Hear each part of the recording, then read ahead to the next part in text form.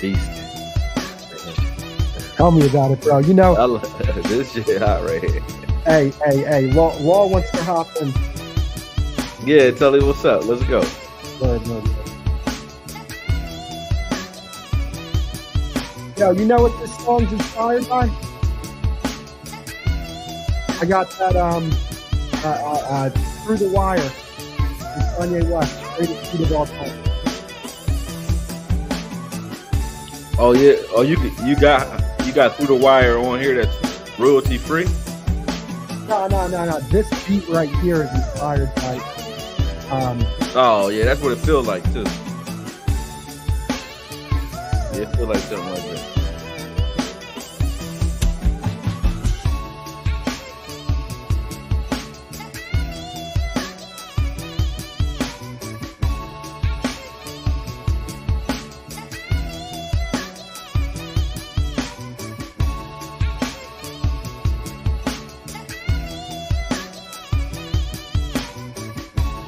Yo, I'm about to text you something to clear. I can't say it on here.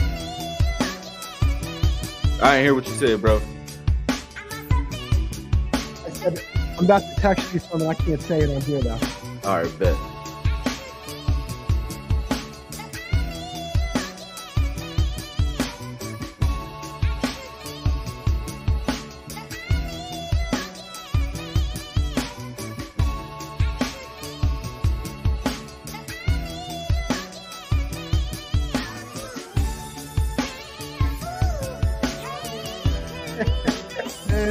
Back.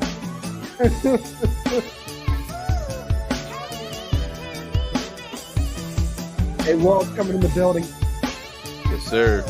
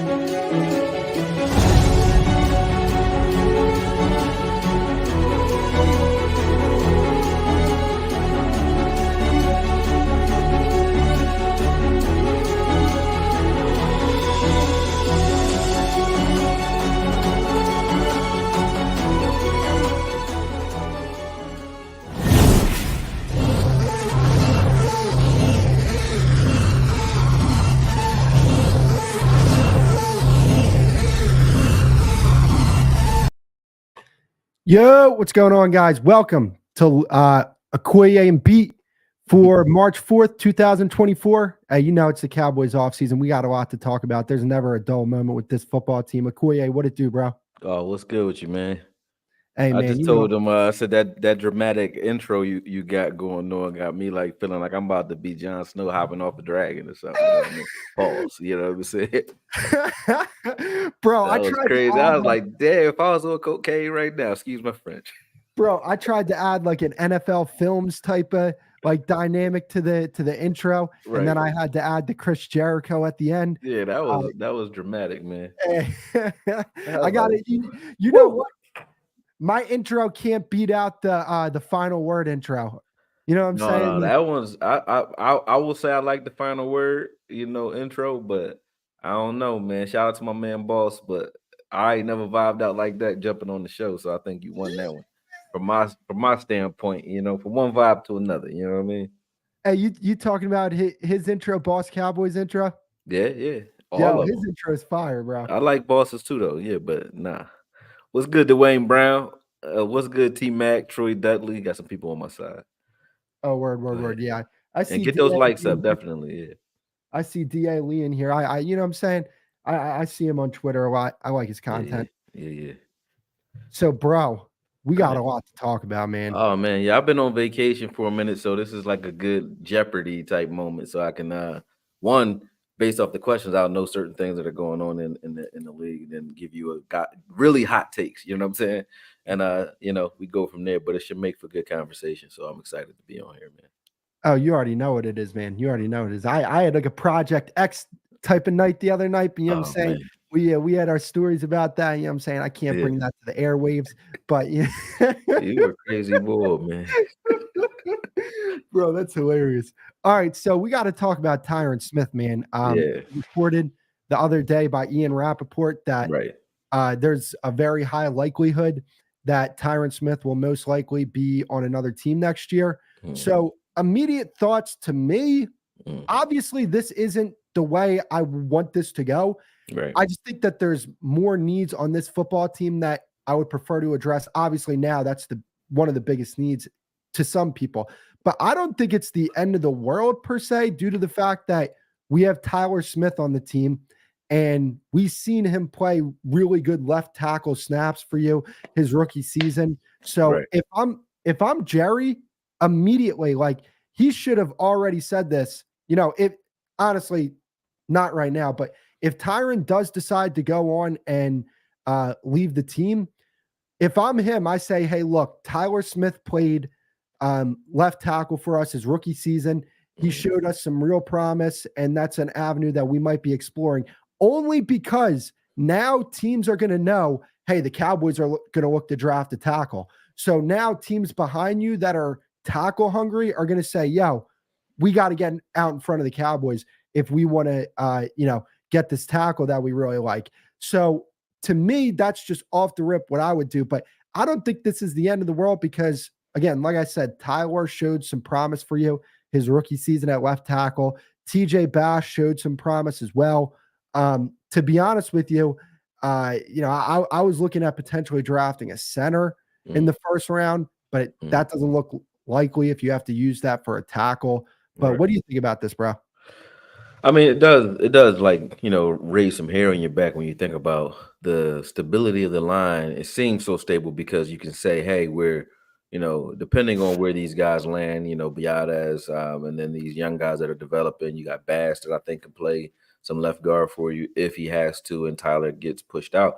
When you look at how stable the line seems, it does feel less comfortable with Tyron, probably or possibly not going to be here.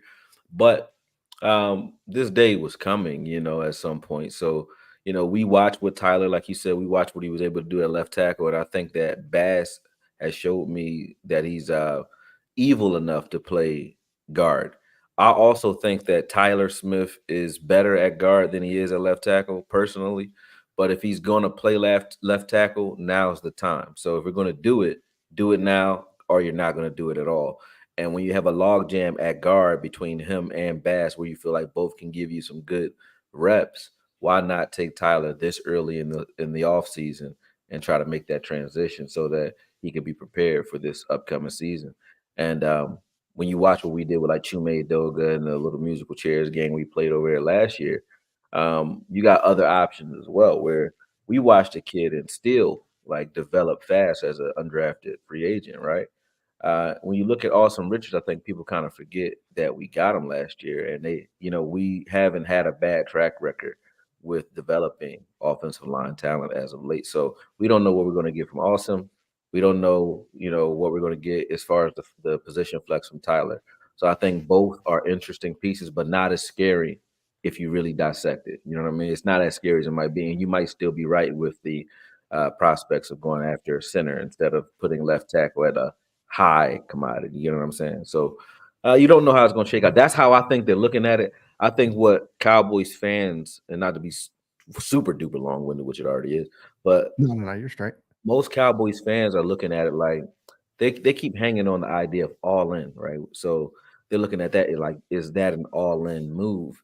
And I think just like anything else, that's based on your perception. The way Jerry and those guys are looking at it, I don't think they were ever going to jump out in free agency and go crazy. And I think that when you look at the way they have structured the offense, especially over the last, other than Amari Cooper, over the last 8 to 10 years, 8 years, should I say, they've made great moves offensively. We've had a good offense almost every year, and we're a team that went 12-5 3 years in a row. So they are doing something right. Now, I agree with Steven when he said postseason is what you should be worried about. Yeah, no doubt about it. And like, here's the thing, right? I think that one of the best offensive lines that we've seen over the past 5-10 years or so was that 2022 Eagles offensive line. And when you look at that offensive line, right? Seventh round draft pick at left tackle, second round left guard, sixth round center. I don't even know where they drafted Sumawu, but then first round pick at right tackle. So, to me, Go ahead. I think that the Cowboys should probably look. I wish that the Cowboys were better at hitting on some of their later round picks on the offensive line. Now, don't get it twisted. Like, for what Terrence Steele was, an undrafted free agent who came in as raw as he did, and Terrence Steele deserved that contract because he showed some real promise for this football team. But outside of that, over the past 5 years or so, there really hasn't been much talent developed in the later rounds when it comes to the offensive line. And I think that TJ Bass can be a guy for this team. Right. And like, there's a reason why they drafted Akeem Richards, because they think that this guy has some traits that could translate into being, a very high level left tackle. Right. So if I'm the Cowboys, I'm looking at this and saying, like, hey, if there's a tackle that falls to us there, that's great. But I'm going into this offseason saying, all right, let's see what TJ Bass looks like at left guard. Let's see what Akeem Richards looks like at left tackle, and then go from there. And then if Akeem Richards looks good at left tackle, you keep Tyler at guard. If TJ Bass looks better at guard, move Tyler to tackle. Pretty much. I agree with that. It's not as, like I said, it's not as scary as it may sound. We have one of the deepest offensive line groups in the league. We had a starting five. Then we had TJ Bass. We have Awesome, that was sort of like a red shirt last year. We had Chume, who people were pissed off with about 2 games, who's average, but good enough to play. And then you had Hoffman as well, who played well and gave you some quality reps. So you had a lot there that you can build off of and you can do some things with. A lot of teams don't even have that. You know what I mean? They're like doing patchwork there because they've spent so much money in certain areas on that line. They'll have like one main guy and then a couple of guys in between that and another guy. You know what I mean? It's like that, where we had good balance throughout, I think. And I tried to tell people when Tyron went down in 2022, right? I said that, like, when they moved Tyler to left tackle, they had McGovern at left guard, Biotic, Martin Steele. I said that it's still one of the better offensive lines in football, and I don't think people understand that there are a lot of bad offensive lines in football, which is the reason why I said that. You know what I'm saying? And I look at a team like Miami. Miami didn't have a really good offensive line this past year. Actually, their offensive line wasn't that good at all. And they were still able to run the football effectively. Why? Because they had a great scheme. Like, they were up there when it came to rushing yards and yards per attempt and stuff like that. And it's not one of those situations to where, like, the Ravens are a team that's at the top of the league when it comes to rushing yards because Lamar runs for so many damn yards. This is a situation to where, no, they're up there with some of the best rushing teams in football because they have a real good run scheme and their running backs are doing work for that team, because Tua is not providing you anything on the ground. So like, when I look at a situation like that, I'm like, all right, I think we could do some better work with the run scheme. And if Mike McCarthy gets in, to the lab this offseason, which I think he will, I think the run scheme will be more improved come this season. And if he can do that, I think, like, personnel wise, the offensive line might not be as good as it was last year, but you might get better results because, the why is a lot better than it was the previous season. Understood.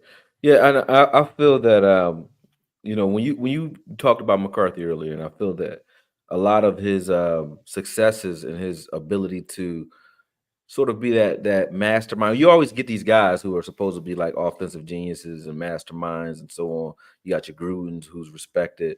You have your guys like McVay, Shanahan. We hear all these offenses that are like top notch. Even we even have Kellen Moore being talked about like he's the guy offensively, right? But when you look at track record, like Pepsi, like a brand, right? Mike McCarthy has a hell of a brand offensively. So I think he will figure it out as far as the running game, like you said. But I think it's more so going to be allowing Schottenheimer to instill some of his stuff that he did in Seattle, which we didn't see a lot of here.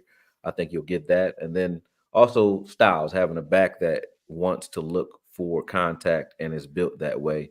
I think finding somebody like that is going to be important for him. But as far as the rest of the offense is concerned, Mike McCarthy in Green Bay, you can remember all of the sort of like musical chairs they played with offensive line during his stint there.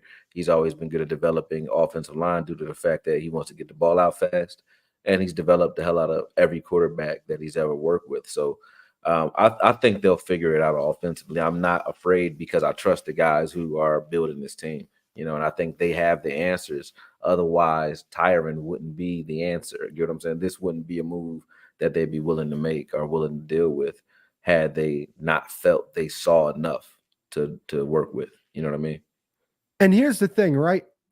I think that a lot of fans are jumping on the front office for this decision, yet like we don't know the specifics. What if his agent went in there and said, "Hey, we want a 3-year, $60 million deal. Are you willing to pay that?" Like, because there's the problem, bro, because the opportunity cost when you're talking about economics is like the opportunity that you couldn't take. What did it cost you, or what would it have been? And most people don't get to hear that when they're thinking about back end deals and so on. So you don't, like you said, you don't know what he asked for. That's one, and then two, we still haven't seen what they mean when it comes to all in. Like I said, I think that the Cowboys have shown that they can develop offensive linemen. When you look at Steele, being an undrafted free agent and doing what he did, I don't think that they're a group that is getting enough credit for being 12-5 3 times in a row. Like, I don't think they're getting that. And I don't think Mike McCarthy gets enough respect for what he's able to do. Like, I think that Dak has now started to show, well, he's shown some of the best work I've seen on film this season. And I think every quarterback that he's coached has done the same, down to Aaron Brooks. So I'm not afraid when it comes to offense. I think that Tyron will be missed emotionally. I don't think it'll be such physically. Well, like my question to that is, obviously Tyron is a presence in the locker room. Do you think he's a locker room leader? Like, obviously we're not in the locker room, but there's a difference between being a really good all-time great player and being a great leader. Like, Tyron never really struck me as that. Maybe it's because I'm not in the locker room, but I don't know. He just never really struck me as that. I mean, you never know, but at the end of the day, when you look at a Tyron or a Zach Martin, I mean, you can't keep them together forever. But when you look at Tyron, he's a leader just from the way he prepares and the way he fights and bounces back. Like, there's a lot that happened to him in his career injury-wise where some guys just don't even bother. You know what I mean? He's a resilient guy that, definitely reminds me a lot of Sean Lee, where he's going to keep fighting. If he's available, he's going to give you everything he got until he ain't got nothing. So I respect anybody, Witten included, Dez, those guys that bleed blue, Tyron Smith included. So I have nothing, really crazy to say about his leadership ability, because that in itself is leadership. It doesn't matter if he's speaking. It's like his ability to prepare as a professional consistently definitely is rubbing off on the guys who want to be as successful or more that are behind them in that locker room. Yeah, no. True. That's a good point. Yeah, because like, here's the thing though, like, because I'm not going to fry the front office when it comes to this Tyron situation or with the all-in situation until I see the results, right? Because nothing is done until it's done, right? They can come out and say, yeah, this is what we meant by all-in. And, maybe I'm thinking optimistically, which, I mean, I don't know. I've been pretty pessimistic about this team this offseason. But, just because they're saying like, yeah, we're not going to go all in, maybe that might be the front office saying like, yo, you need to walk back those comments because now the rest of the rest of the league knows what the Sorry approach about that that. we're gonna take this offseason. Right. So, I gotta wait and see, and I gotta see the results before, 2 weeks from now, if they're not signing anybody to make their team better, I'm gonna fry this front office. And if I hear like Tyron Smith goes somewhere for a Right. team friendly type of deal, I'm Right. gonna fry the front office. Well, you have to look at it like this. Like, if you want to keep getting what you already had, you keep doing what you already did, right? We Yeah. are a team with a history of creating log jams at positions with guys who are oft injured. Sean Lee, you know, we had guys like obviously Tyron Smith, LV, Jalen even at times. So it's like we have guys, or Randy Gregory, who's here for a long time. We have guys who like take up space and attention and curiosity and also potential on this team where they get looks more than guys who maybe even more not deserving, but in need of development, right? So if Tyron's not here, those extra reps are going to somebody who will have to get up to speed. Are they going to be better than Tyron? No, you got the same feeling you felt when you had to get rid of DeMarcus Ware or Emmitt Smith or any of these guys. Like, are they going to be better? Probably not. But you still got to do it. And I think that's going to come for even Larry Allen. It had to happen with him. So I think that's going to come for all of them. I wish he would have retired a Cowboy, but I think that the injuries make you think like, okay, should we try somebody who can be, more consistent? Would you take a consistent B minus or A plus that's only available 3 games where the B minus can't get ready because he's not getting those A plus reps, So now he's like constantly a log jam in training camp and in the off season with Tyron taking most of that work or most of that attention, depending on how you guys, how you prepare those guys, right? So that's why you don't see certain guys develop. You know what I mean? They're sitting on the bench behind guys who probably need to go. Yeah, no doubt about it. And wait, bro, have you dove into the running back class yet for the draft? You talking about them being booed at the combine? Like what part of No, the? no. Just like, did You you mean watch class or clash? You said clash. class? Yeah, No, I class. haven't. I haven't looked at the combine. I heard the running backs were showing off with the wide receivers as well, though. That guys like running crazy 40 times. That was all over the weekend though, including my guy Peyton Wilson. Man, everybody was running crazy numbers this week. Yeah, I told you Bro, I was in Colombia, so I went to Colombia and then I went to Cali. So I've been moving around the world lately. bro, I think a great addition to this team would be if the Cowboys drafted Audric Estime, running back from Notre Dame. I just like his style, man. Like when I mean big, he's not like tall. He's like 5'9", 5'10", but he's compact as hell. Yeah. Hard to bring down, physical as shit, man. Yeah, That's really Frank Gore type of back. Yeah. Yeah, exactly.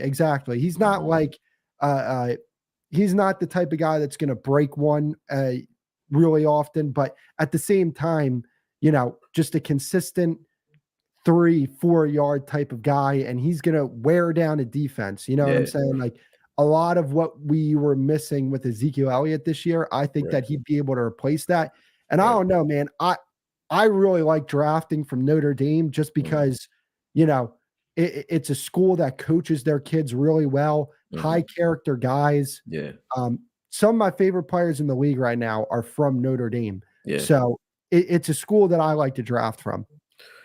Yeah, I mean, I agree, and I also agree that having a battering ram style is more suited for not only this team, but when you look at Schottenheimer and Scolari, their history in Seattle, they just shoot running backs out like bullets. You know what I mean? They like a bunch of tough one cut guys, and they just run them at the line. That's it. We had that in Rico, I think, and I think we were kind of trying to get something going with TP, but TP's not that same style guy. He's a guy. It's funny that he didn't look quite like himself. And you got to ask, was it the injury or was it the new scheme? And is this scheme just not suited for a back like you? You know what I'm saying? So you have to ask both. But I think that when you looked at Rico's tape and when you looked at sort of the eye test when he got on the screen, it was like when he ran the ball, it's like we were attacking the defense. when TP ran the ball, it was more so looking for crevices, but it wasn't an attack. He kind of got it together in Carolina, but and then from there he was better, but it still wasn't a punishing style. And I think that's what we need. And if we do that by committee, I'm fine with that.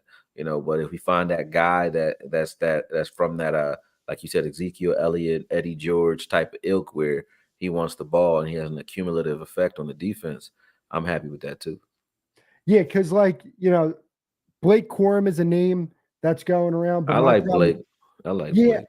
I like him as well. But the thing is, he's got a lot of carries on his body from Michigan.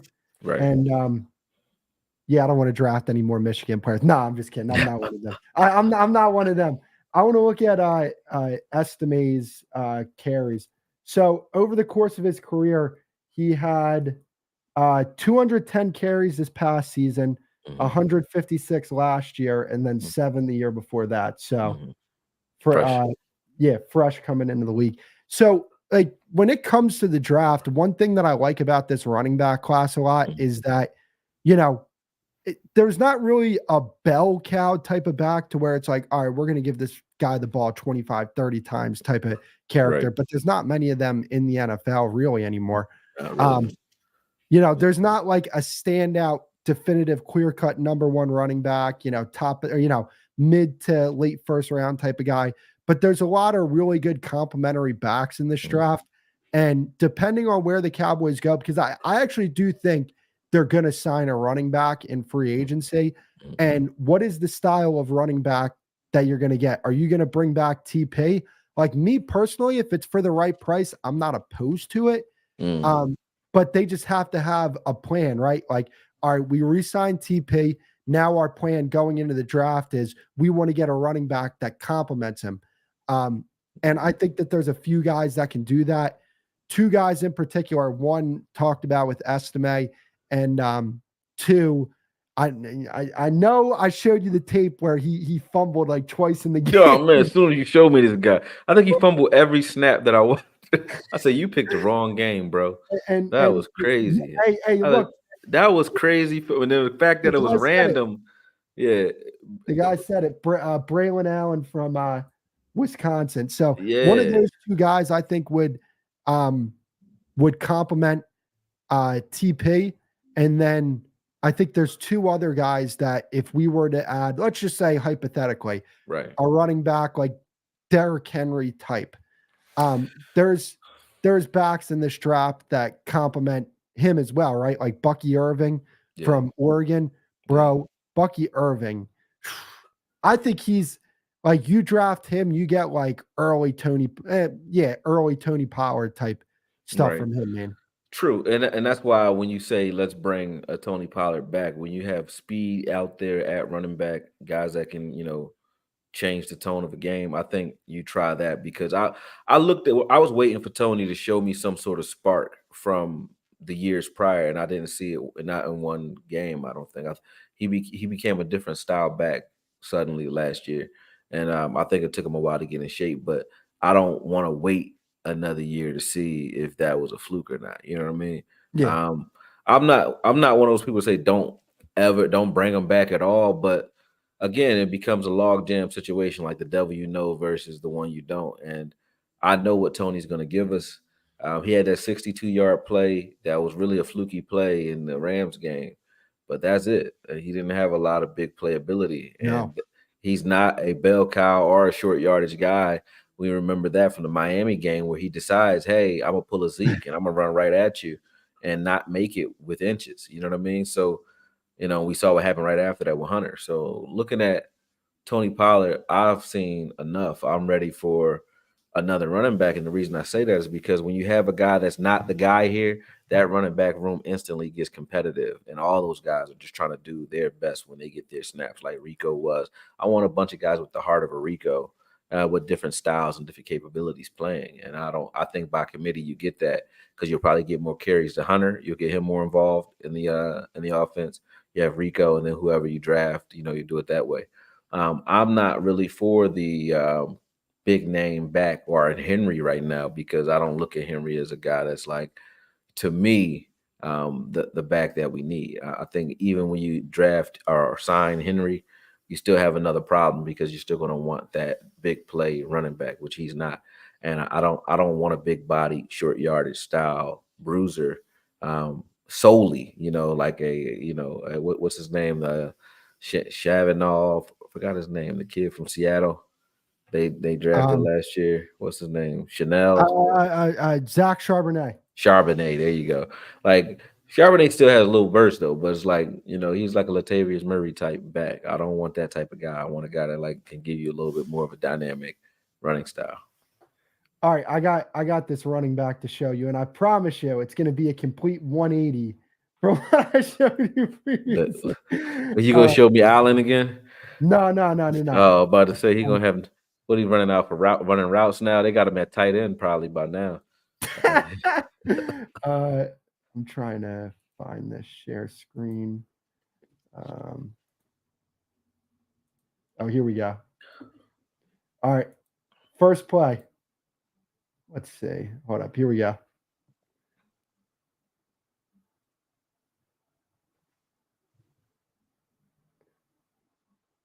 I like him, man. Not just because of that one play. I just like his running style. I really do.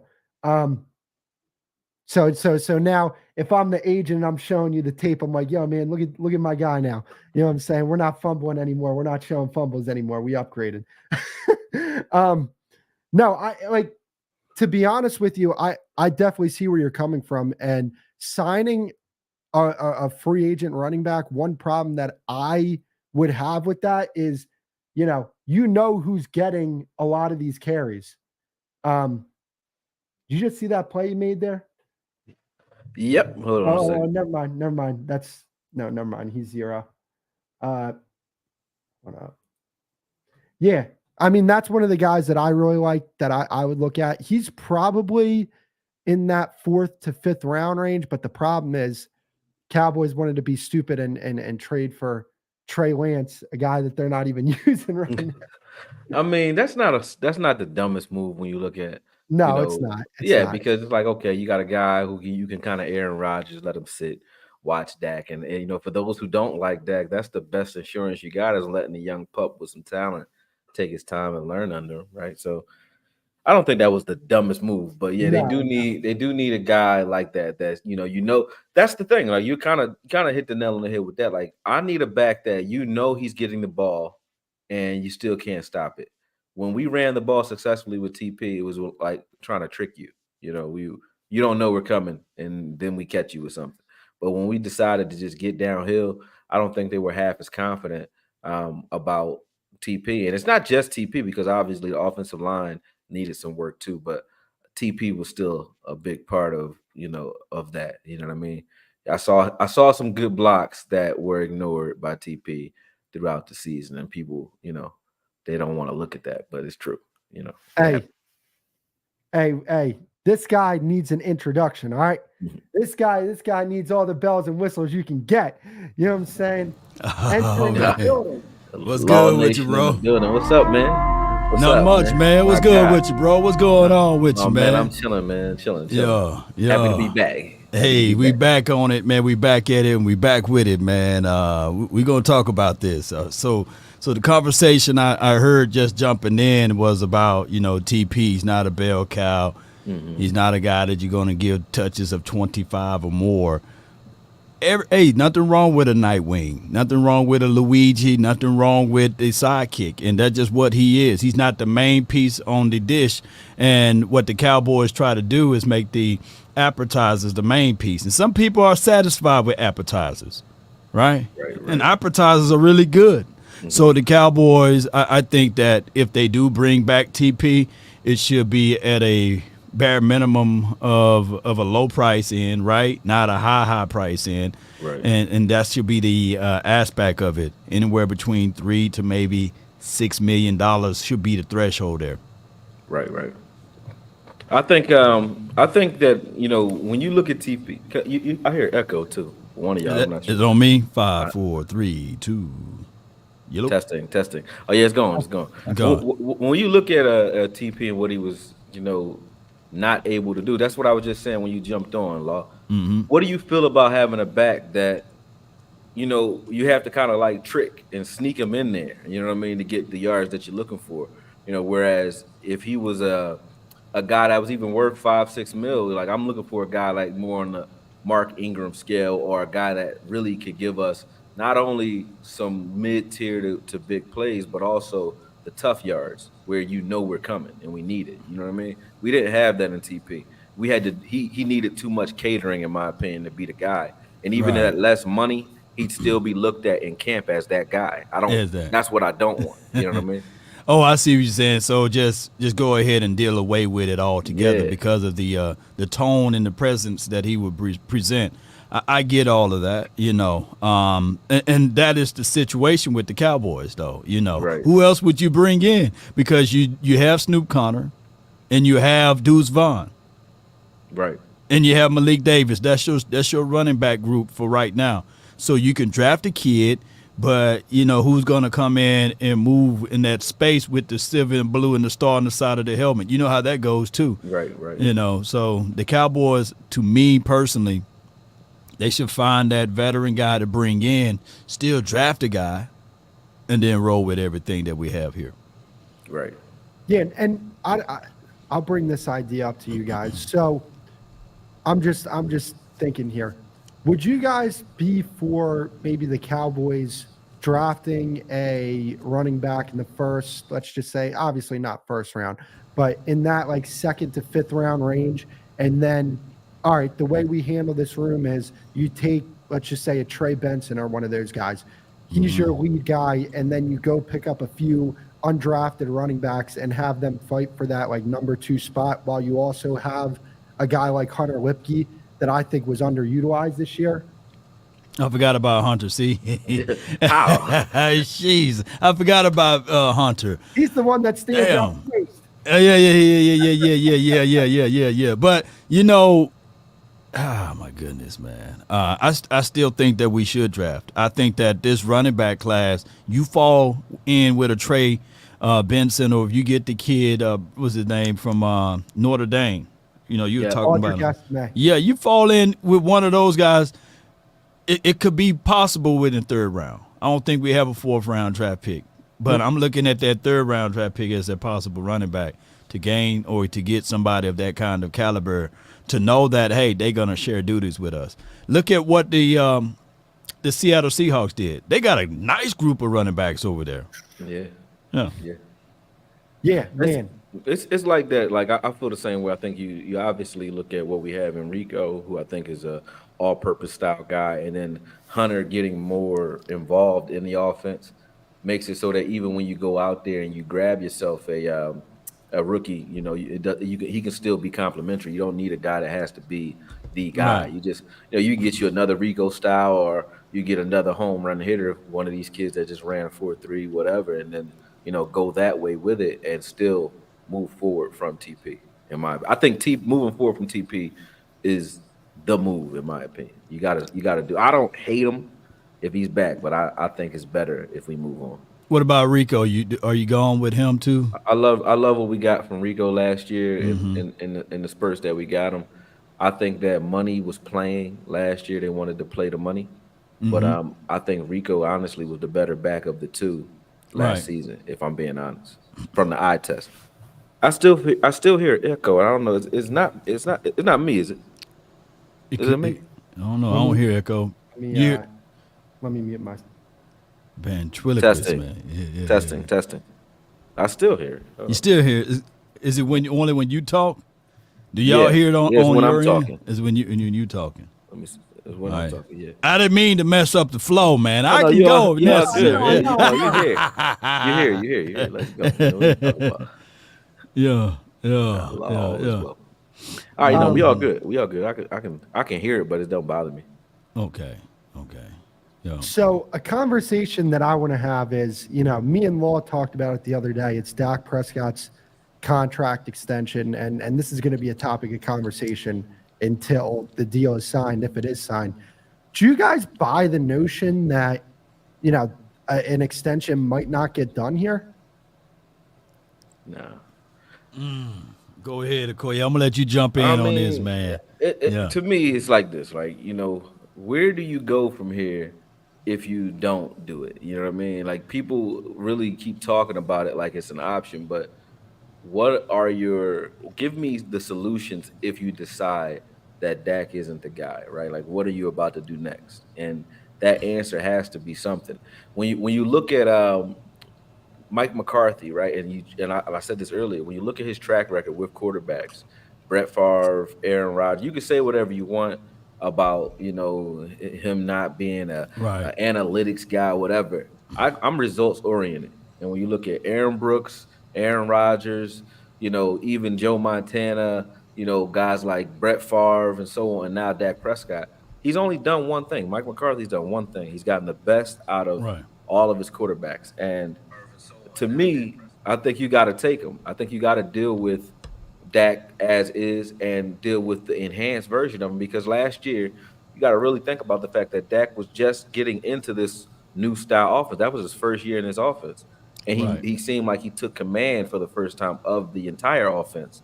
And now this season, having that experience and continuity, I think you're going to get the best out of Dak. So the conversation about should he or could he not be extended, I think later you're going to pay more. So I think it's best to just do it now rather than wait, because he's going to cost you more later, and you don't have a solution outside of like the things I saw on film from Dak this season. I'm pleased with. You know what I mean? Obviously, we want to win in the postseason, but I'm pleased with what I saw.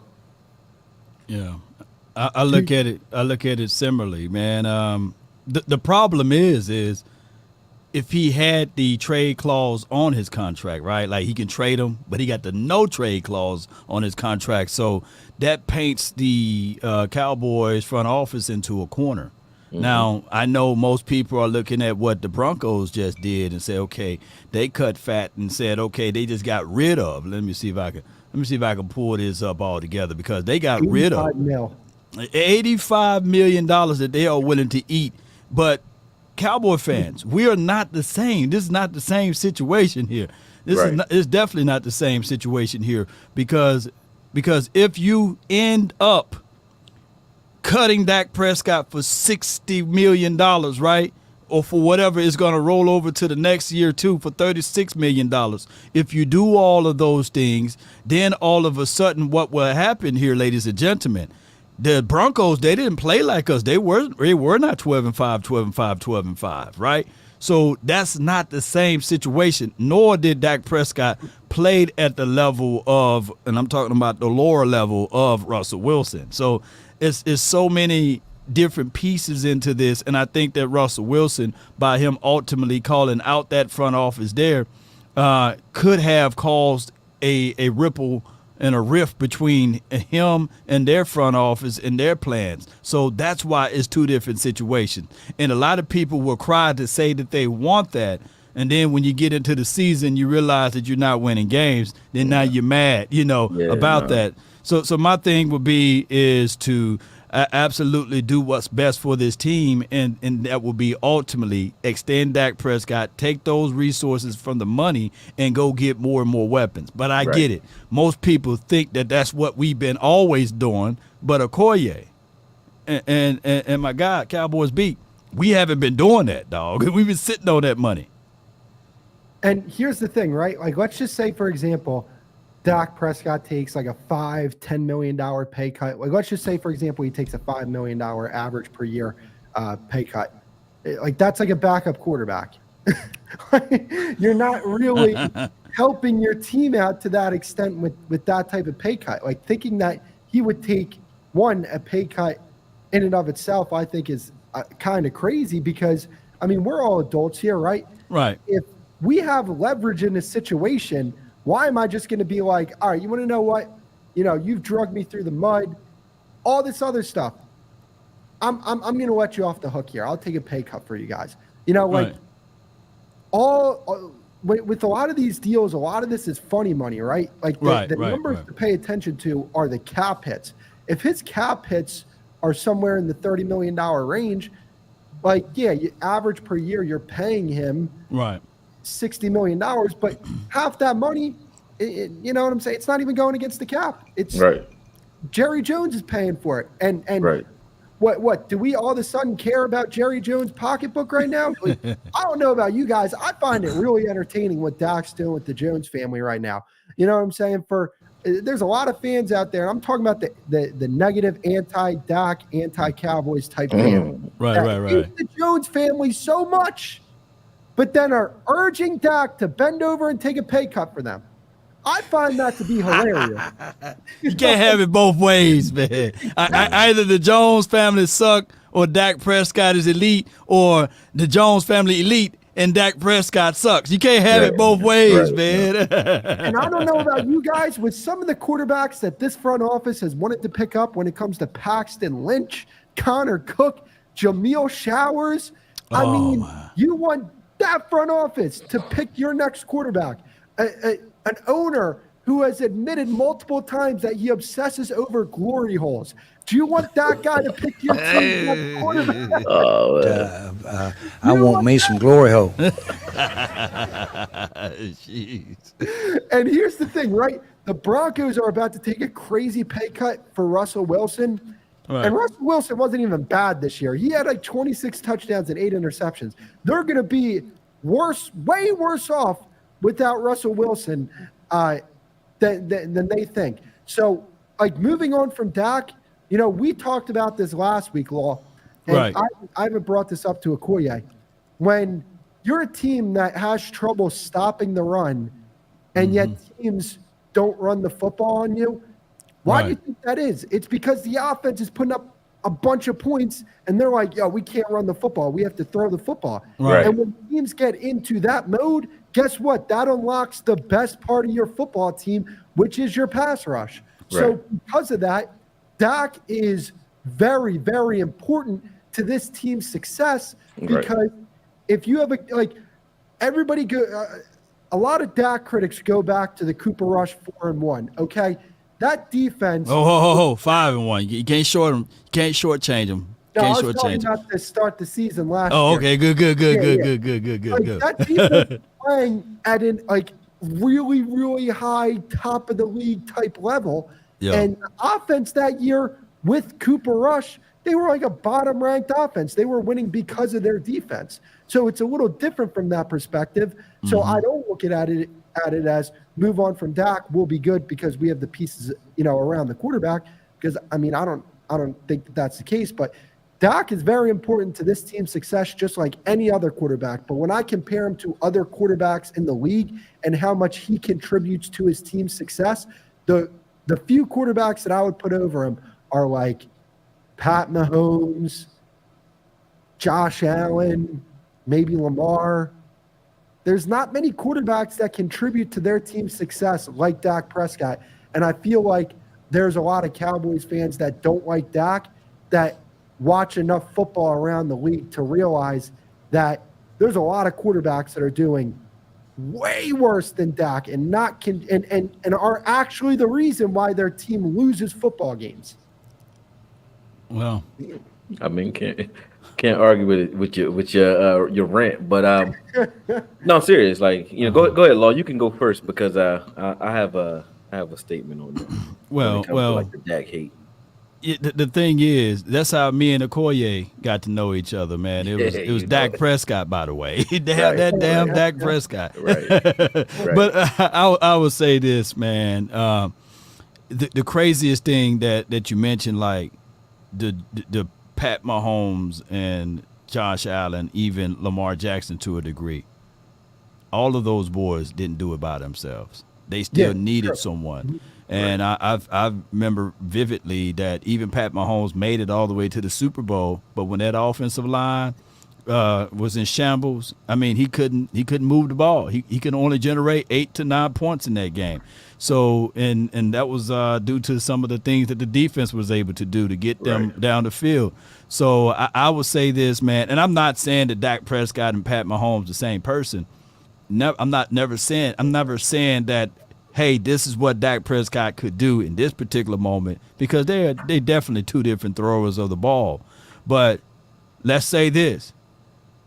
Pat Mahomes was blessed with an Andy Reid Is he better? Is he far better than any coach that we had over here in the last 10 to 15 years? Yes. Pat Mahomes this season was blessed with a defense that was able to give scooping scores, turnovers, takeaways. Chris Jones, I can't. Who would you take over Chris Jones right now on this defensive front, right? So I get it, right? And I know a lot of people say, well, what about Parsons? Well, we had a defensive coordinator that didn't know what to do with Parsons, right? So there's so many things that we can quantify and put into that mixture there. And these are not excuses for Dak Prescott, but these are just facts that people don't want to hear, and they contextualize it as excuses. This team, at the way that they handle and operated this particular front office on how they handle contracts, been the biggest problem with this team, because we paid so much money for D-Law when we didn't have to. Not saying that I wanted him gone, but you franchise tagged him twice and then gave him the big bag. And you did proceed to do the same thing for Dak Prescott. You franchise tagged him twice, and then on the second franchise, you removed it and, of course, gave him that long-term contract. When you franchise a quarterback, that stunts the growth of the that stunts the growth of the money that you can use, and boom, you begin to say, hey, we can't get this, we can't move that, because you already shot yourself in the foot. But go ahead, Okoye. I mean, you don't mind if I hop in with something real quick? Go ahead, hit it. It's at the top of my mind. See, here's the thing, right? Like, when it comes to, people talking about Dak in the Packers game, like, name me a quarterback in the NFL that was going to win that game with the defense playing the way it was playing. The Packers could have put up 60 points if they wanted to that game. If they really wanted to that game, they could have done that. So my question to people who, are giving Dak a lot of the blame for that game, what did you want? For him to look better in a loss? And to that point I like that point as well, I saw Lamar Jackson against the Houston Texans, which that team wasn't in the same class as the Baltimore Ravens. They had trouble in that first half. Mm-hmm. If the Texans were moving the ball and putting up points like the Packers did in that game, I can tell you this right now, Lamar Jackson would not have been able to win that game for the Ravens. Just keeping it real. Yeah, not even close. And, I understand that reference. I go into the Packers game and trying to, justify the loss in any way using the defense. I get it, right? But you don't even have to. You really don't have to go that far, because even when you look at what Dak is able to do during a regular season with a Mike McCarthy last season, I'm ready to see more of that. So to act like he's not improving in such a short period of time under yet another offensive coordinator is crazy. Like, Dak has shown promise at every level. And if we're really being honest, the one thing that we haven't given him since he's been on this level, because he's shown us good football under Kellen Moore too. Let's not front. But the only thing we haven't given him during this little run that he's been on, as far as being one of the top tier quarterbacks that we're looking at, he hasn't had the running game that he had when he first came in, and he hasn't had a defense that can just flat out, like you just said with Mahomes, just give you the ball back, give you scooping scores, be a formidable force. Either the running game and the defense should be formidable forces where we don't have to be in situations for them to be at their peak. They're just that good, like, you know what I mean? Where we can run the ball effectively when we want to. We haven't given Dak a strong running game since he's been on this type of ascension. You know what I mean? I think that is important, and I think that will take him to the next level beyond the fact that that defense can be top tier. I think it can be. Right. And if it was, then you're going to get a better Dak, because you're going to get Dak in better situations, which makes Dak better. You know what I mean? And granted, all three of us are not saying that he went into that game without his blemishes, right? Without his mistakes or something like that. Because I'm seeing people say, hey, man, what about the interception that he threw? Yes, but Pat Mahomes, he had what? 5? The team itself had 5 fumbles. 5 fumbles and an INT. Right. And they were still able to lift up that Lombardi trophy. Right. Because when they fumbled the ball, they all fought to jump on the ball.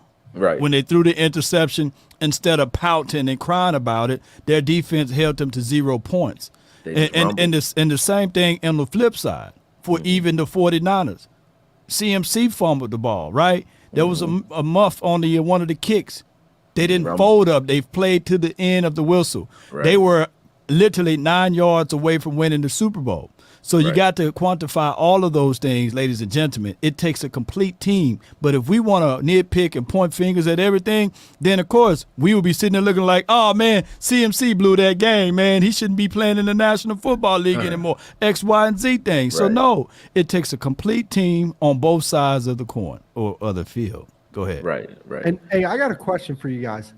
When was the last time, like, ever since Dak came back from the really bad injury, when was the last time that, like, the Cowboys just flat out leaned on their run game to go win a football game? I said this, The last time I remember was, like, week 3 of 2021 in Carolina where Zeke went off. Yeah, where Zeke had a really good game. Like, that is the last time I remember this team, all right, hand the football off, go to work. Like, Josh Allen, when he played us, he didn't have to do much. Aaron Rodgers back in 2022, he didn't have to do much. Aaron Rodgers, when he played the 49ers his last time in the Green Bay, didn't do much that game either. He had less than 200 yards passing and like 1 touchdown for a back shoulder to Adams. That was about it. The rest of it was all Dillon and Jones. So you're right. The moment you said that, it made me think of the inverse. Like, look what Josh Allen was able to do against us when we played against the Bills. I mean, when was the last time we ever had a game like that? Yeah. Exactly. Right. Oh, he killed us, man. Yeah. Yeah. And he didn't kill us, but the running back did. Yeah. I do think so. Here, I'm starting to be, the more removed we are from this playoff game, the more optimistic I'm starting to become about the team. And the main reason why is I feel like this defense under Mike Zimmer will be better this year than under Dan Quinn. I think that his style of defense, it's more consistent to like replicate a certain level of success. And I think you could be consistent like that. And I also think that, me and AKOYE were talking about it backstage. I think Dak is going to go crazy this year. I think he's going to go crazy. I think he's going to flirt with 40-plus touchdowns this upcoming season because I can't remember the last time somebody took over an offense, installed a whole new offense, and they were the number 1 offense in football. I can't remember the last time that happened. So it doesn't happen. That's why, and that's what the problem is. Is like with the respect that McCarthy has still yet to get for what he's done.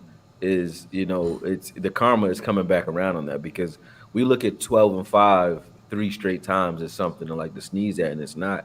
And then also looking at the fact that Dak broke his thumb in his last season with Kellen, right? And when he threw all the interceptions, nobody talks about that. And then they don't talk about what type of bounce back year he had with a fully healed hand and a new scheme. And you saw early in the season him kind of trying to get his grips on this playbook.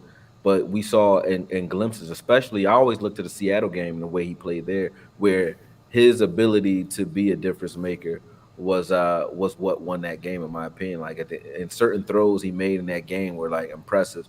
That I think in the Rams game, when you look at what Raheem Morris was doing to him, Dak showed me things that are so nuanced that these young quarterbacks just can't do it right now because they're relying on athleticism.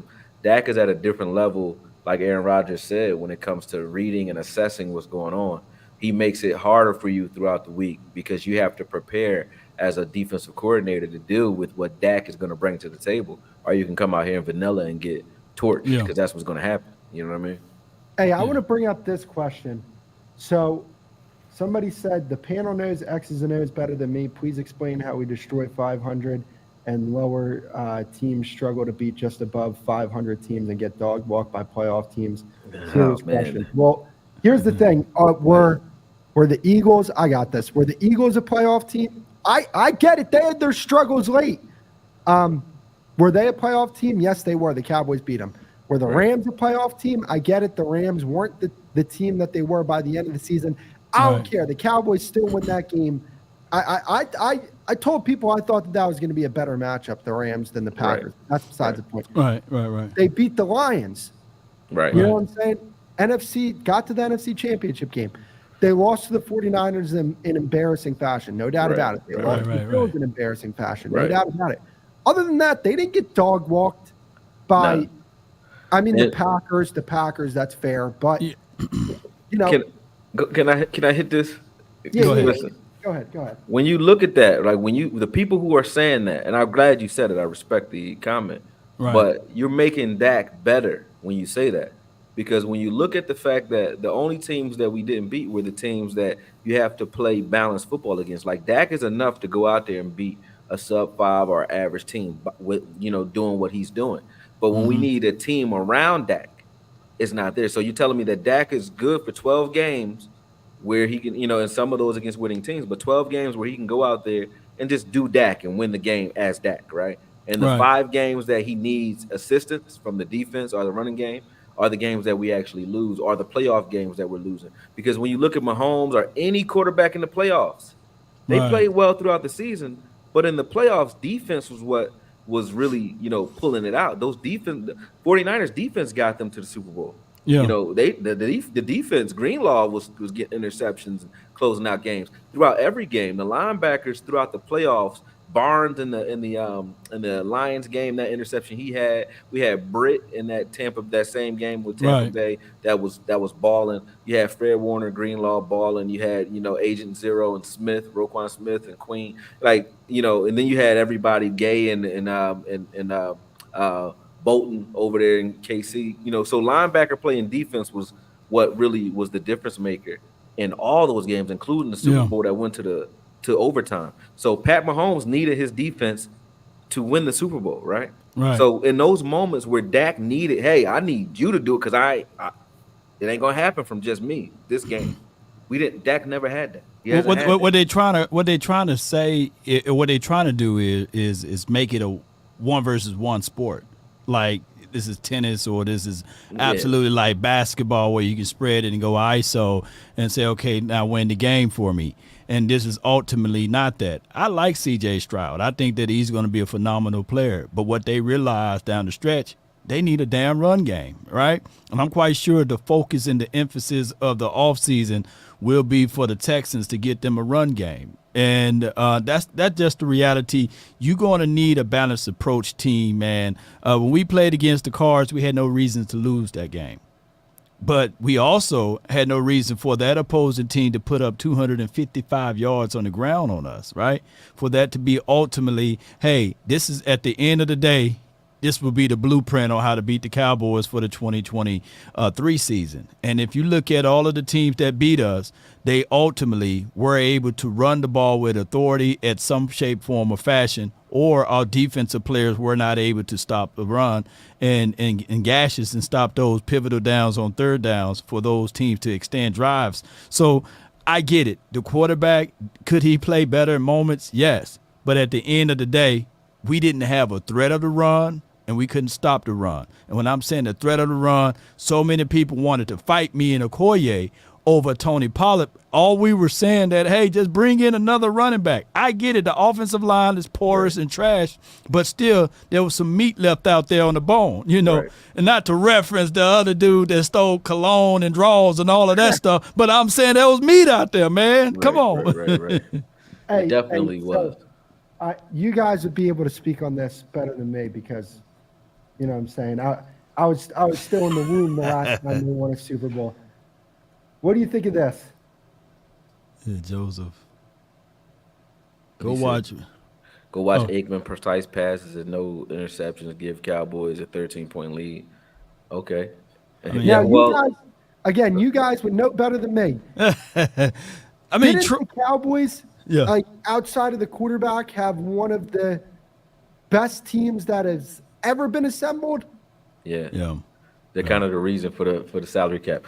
But when you look at that offensive line and Emmitt Smith having that, like the triplets were called the triplets for a reason. You got Emmitt Smith on your team. It's pick your poison. Are you going to load the box and try to stop Emmitt and let Michael Irvin one-on-one go off on you and cover one? Or are you going to try to cover Irvin and Harper and Novacek and those guys and then let Emmitt kill you because you got light boxes? It was pick your poison, and it worked. So give us that, and then we can talk about Dak not having precise passes. Like if you're able to run play action, Dak can't run play action right now. He can do some draw work from shotgun, but every time he turns his back from under center on this defense, like he gets blown up or it doesn't look good because nobody believes it. Nobody cares. Yeah. If you're running the ball, they don't care. Well, no threat, And here's the thing though as well, right? Like when you can't run the football effectively, that means you're not wearing down a defense, which actually hurts your passing attack because now those pass rushers, like let's just say, when we talk about the Cowboys, right? Like when teams want to run at Micah Parsons, they're trying to wear him down so he's not as effective as a pass rusher, right?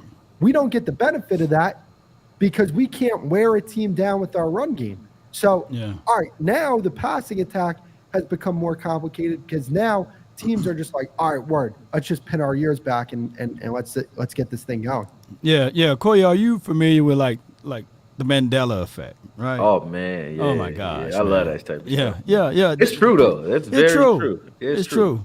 But to a degree, people think that Troy Aikman had multiple MVP seasons, right? All pro. Troy Aikman was all pro.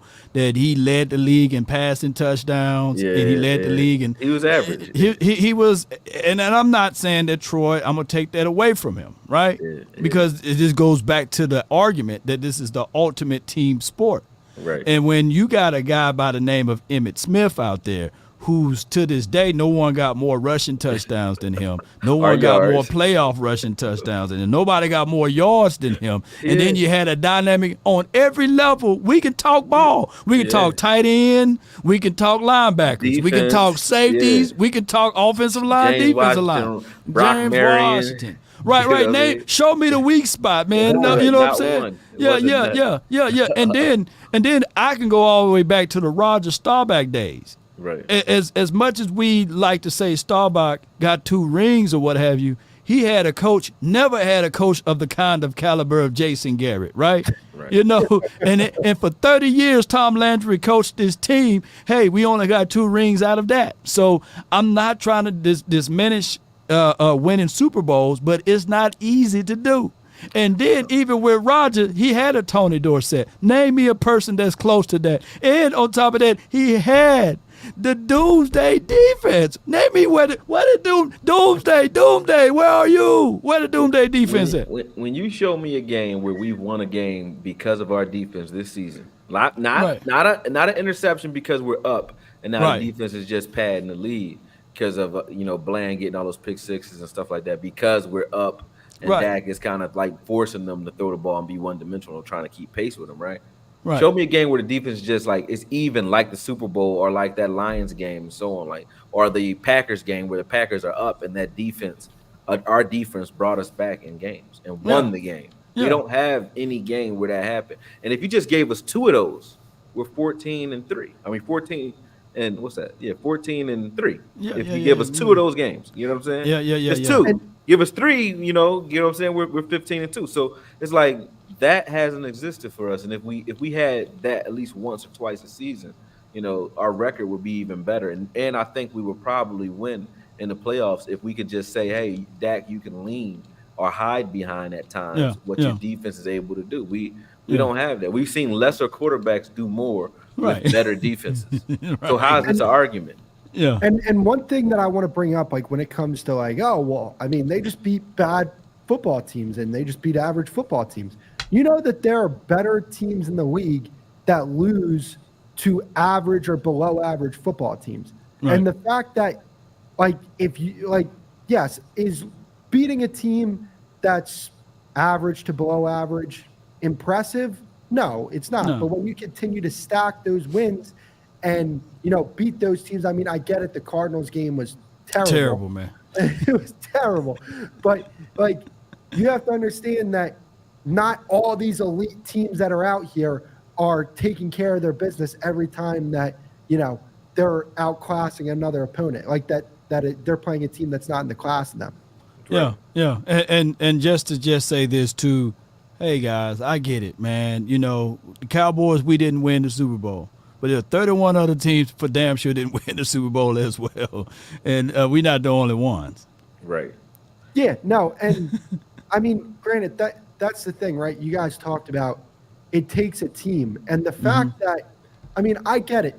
There are some really good parts about this Cowboys team. I'm not just trying to make it seem like it's Dak and then it's just a bunch of Jags. Not in the slightest. No. But you know, a lot of this team's identity has to do with Dak. Like I talked about, you know, teams can't run the ball to the level that they want to because the Cowboys offense is putting up a ton of points, and they get into passing situations, which unlocks the strength of this defense. So, you know, if we can get to where we're at with a one-dimensional offense and the flaws that we had on our defense, think if we just say, hey, we don't need to go get superstars, but if we upgrade, if we tweak some things with our scheme offensively, more particularly the run scheme, and if we just add some better players than what we had, maybe not superstars, but just better players than what we had in certain areas of the team, man, like we won 12 games. Like, what if we improve the roster that way and make some tweaks that way? And now we could be looking down, hey, maybe we win 13 to 14 games and we don't got to worry about the wild card game because we're going to be at the divisional round before we even play a playoff. Yeah, man. You know, and we saying all of this is because we know that we are not light years away, right? We are a few pieces away. You know, you improve this run game, you improve stopping the run, then we have a more of a fighting chance. It's a reason why, you know, the Stone Ages couldn't beat the Iron Age, right? Or the Bronze Age couldn't beat the Stone. Well, you know, it's a reason why, you know, when you start bringing metal into it versus stones. And what we have been saying that, hey, man, instead of using this machine gun, give me the bow and arrow, give me the slingshot. Nah, man, let's use the machine gun. Right. And then at times when you're close, use the machete. And that's where I'm thinking that even with Mike McCarthy, I know you said don't beat up Mike McCarthy with all of this and that, but I think that even he needed extra help when it get down to these bigger games, someone else to dial it in and say, hey, we need to start motioning a little bit more. We need to do X, Y, and Z. And I think that that's why they got this offensive assistant. I guess his name by the name of Simcoe. What's his first name? I forgot his name, y'all. Tip of my tongue. Simcoe. Steve Simcoe. I think that he's going to help out to that degree of just making sure that we have the installments put together so that Mike McCarthy won't have these long stale moments. But y'all go ahead. I mean, even when he has them, like I said before earlier, we were talking. Matter of fact, we were talking backstage about Doc Rivers being a guy, and how basketball is like more of a, one throat to choke type of sport because the coach is doing offense, defense, setting tempo more so, and the players have more, freedom. Whereas with McCarthy, I think he does need help when it comes to other levels. But I don't think that's any different than, Bill Cowher and Dick LeBeau or Mike Tomlin and Dick LeBeau or, Spagnolia's and because you can't tell me that Andy Reid didn't need Spags in the Super Bowl. If Spags doesn't buy him the time that he bought him by, still dialing it up and playing great defense, we're not talking about how great Andy Reid is as an offensive coordinator because it wasn't offense that won that game. Spags was more of a force in that game than Andy Reid was. And when you're really being honest, the guy got fired on the other side of the ball, Wilkes as well. Right. Both the defensive coordinators led that game. It wasn't the two dynamic offenses that we keep talking about. We're in a dynamic quarterback, Brock Purdy MVP or, Mahomes MVP. How? The defenses are what did it, So you can't argue that and then, stand here in front of you and be like, okay, Dak need to, or McCarthy need to do more. It's like, no, we just need some of the other stuff to go with it because they're obviously no matter. You don't think that McCarthy's better than Shanahan. People don't think that. They don't think he's better than McVay. They don't think he's better than these, Andy Reid as far as being an offensive guru, right? But those guys needed help, and they're supposed to have elite offensive play calling ability, especially in the playoffs. And other than that 42-point game that they put up on us in the regular season, Shanahan hasn't gone off on us much either. You know what I mean? So even against this defense that we admit the last 2 years weren't even as good as this year, and it still wasn't great. You know what I mean? So how do we ignore that? We can't ignore that. You know what I mean? I think that Mike McCarthy and Dak Prescott are enough. Let me see what they can do with their version of a Spags or a Wilkes on the other side of the ball, or a Bones fossil that doesn't put Slam Williams out there every play. But he had one block punt and 6 penalties on special teams. Like 5, 6 penalties on special and should have had another block. Look. This is what I'm gonna say about Sam Williams, man. Feast of famine, man. Yeah, it's feast of famine. It's a lot of famine, though. This is what I'm gonna say about Sam Williams. I know for sure he wanted to get out there on the field. Yeah, he wanted to play, and when you want to get out there on the field, you press. And he felt as if though he didn't get enough shots at it. So hopefully, man, this offseason, Okoye, when I talk to him personally, when we jump on that podcast, matter of fact, I'm gonna let you know. I'm gonna say, hey, fly in, because we in conversations with his trainer, and I'm not gonna ask some crazy questions. You know what I mean? Right. But I'm gonna look. I know for a fact that he wanted to be out there, and he's pressing. When you got a defensive edge guy being your gunner, so you try to make a play, and I don't fault that kid. He slapped the hell out of Jalen Hurts in that game, and the ball bounced off the ground, bounced right back to him. You're like, damn. Yeah, and then get taken out in the second half. Get taken out. Yeah. And I'll say this about Sam Williams, or Slam as well. Right. And you guys got to get credit for making that up too. But when you look at him and look at the way he is as a person, that's why a guy like Zimmer and Rex Ryan were attractive to me. Any of those coaches really wink too. Any coach that doesn't mind telling his best players, how good they can be and actually pushing them. Because I think Slam Williams is a guy that if you give him more, you will get less of the other stuff from him. Yeah. You just let him. He's an in rhythm guy. He doesn't. I'm like that. If you put me in the ring, and you say spar, and I don't spar a lot. Yeah. I'm jittery. I'm nervous. I do extra stuff. But once I settle in and stay consistent on it. I'm better, you know what I mean? Yeah. But if I start and stop a lot, I'm not, it's not the same. And you got fighters that are like that too. They need to be constantly going. I think Sam Williams is the same way. He needs to be like teacher's pet to keep him out of trouble in the off season, and also to get the most out of him on the field. I think Sam Williams is nowhere near a bust. I think you just got to use that talent. When you have a guy that's 6'3", 270 that runs a 4.4 and still shows you that he can be a gunner. And you can't figure out what to do with this guy. Right. You don't know what to do. This is what you need to do. You need to have somebody like this at him. Get your up there, contain the damn ball. That's what we doing. Too many missed tackles. Let's go. That's a fact. We're too damn soft. I just hate mistakes. I hate mistakes. You need. Now, come on. You a trainer, so you already know, Okoye. Boxers got to keep their hands up, man. You see them getting tired. You dropping them hands. Yep. What you gonna yell at them? Keep them hands low. What you gonna be yelling? Yeah, you got to get on them. It's different with everybody. Like when you have a guy like D Law, you probably don't have to say much to him. Right. But you got certain guys where you less is more. You give them some attaboys because they kind of like don't know what they are and they go ham. But you got other guys you curse them out and they give you everything they got. So it's like a measurement. It's like temperature. You got to turn certain things up or down to figure out who you're dealing with. But when you look at Sam Williams, he's a guy that you need. You need to be more like a Parcells was, where it's like you get in another fight. If you lose a fight, you're going home. You know what I'm saying? Straight up. You get in another fight, you lose, you're going home.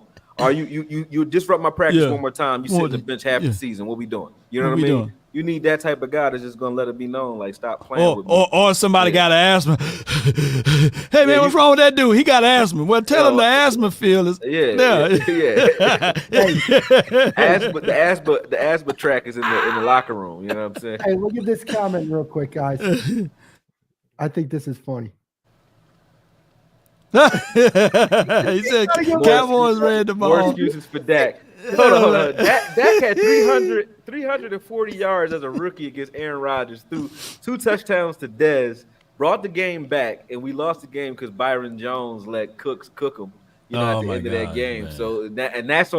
So that's on Dak. Like Aaron Rodgers threw a buzzer beater to Cooks and set them up for a field goal against the defense, and somehow that's Dak's fault. Dak did his job on offense as a rookie. That was Dak's second best playoff game minus the Tampa Bay game that he killed Tom Brady in. But that was the second best playoff game, was his rookie loss, and that's not a game that he actually lost for us. He played well.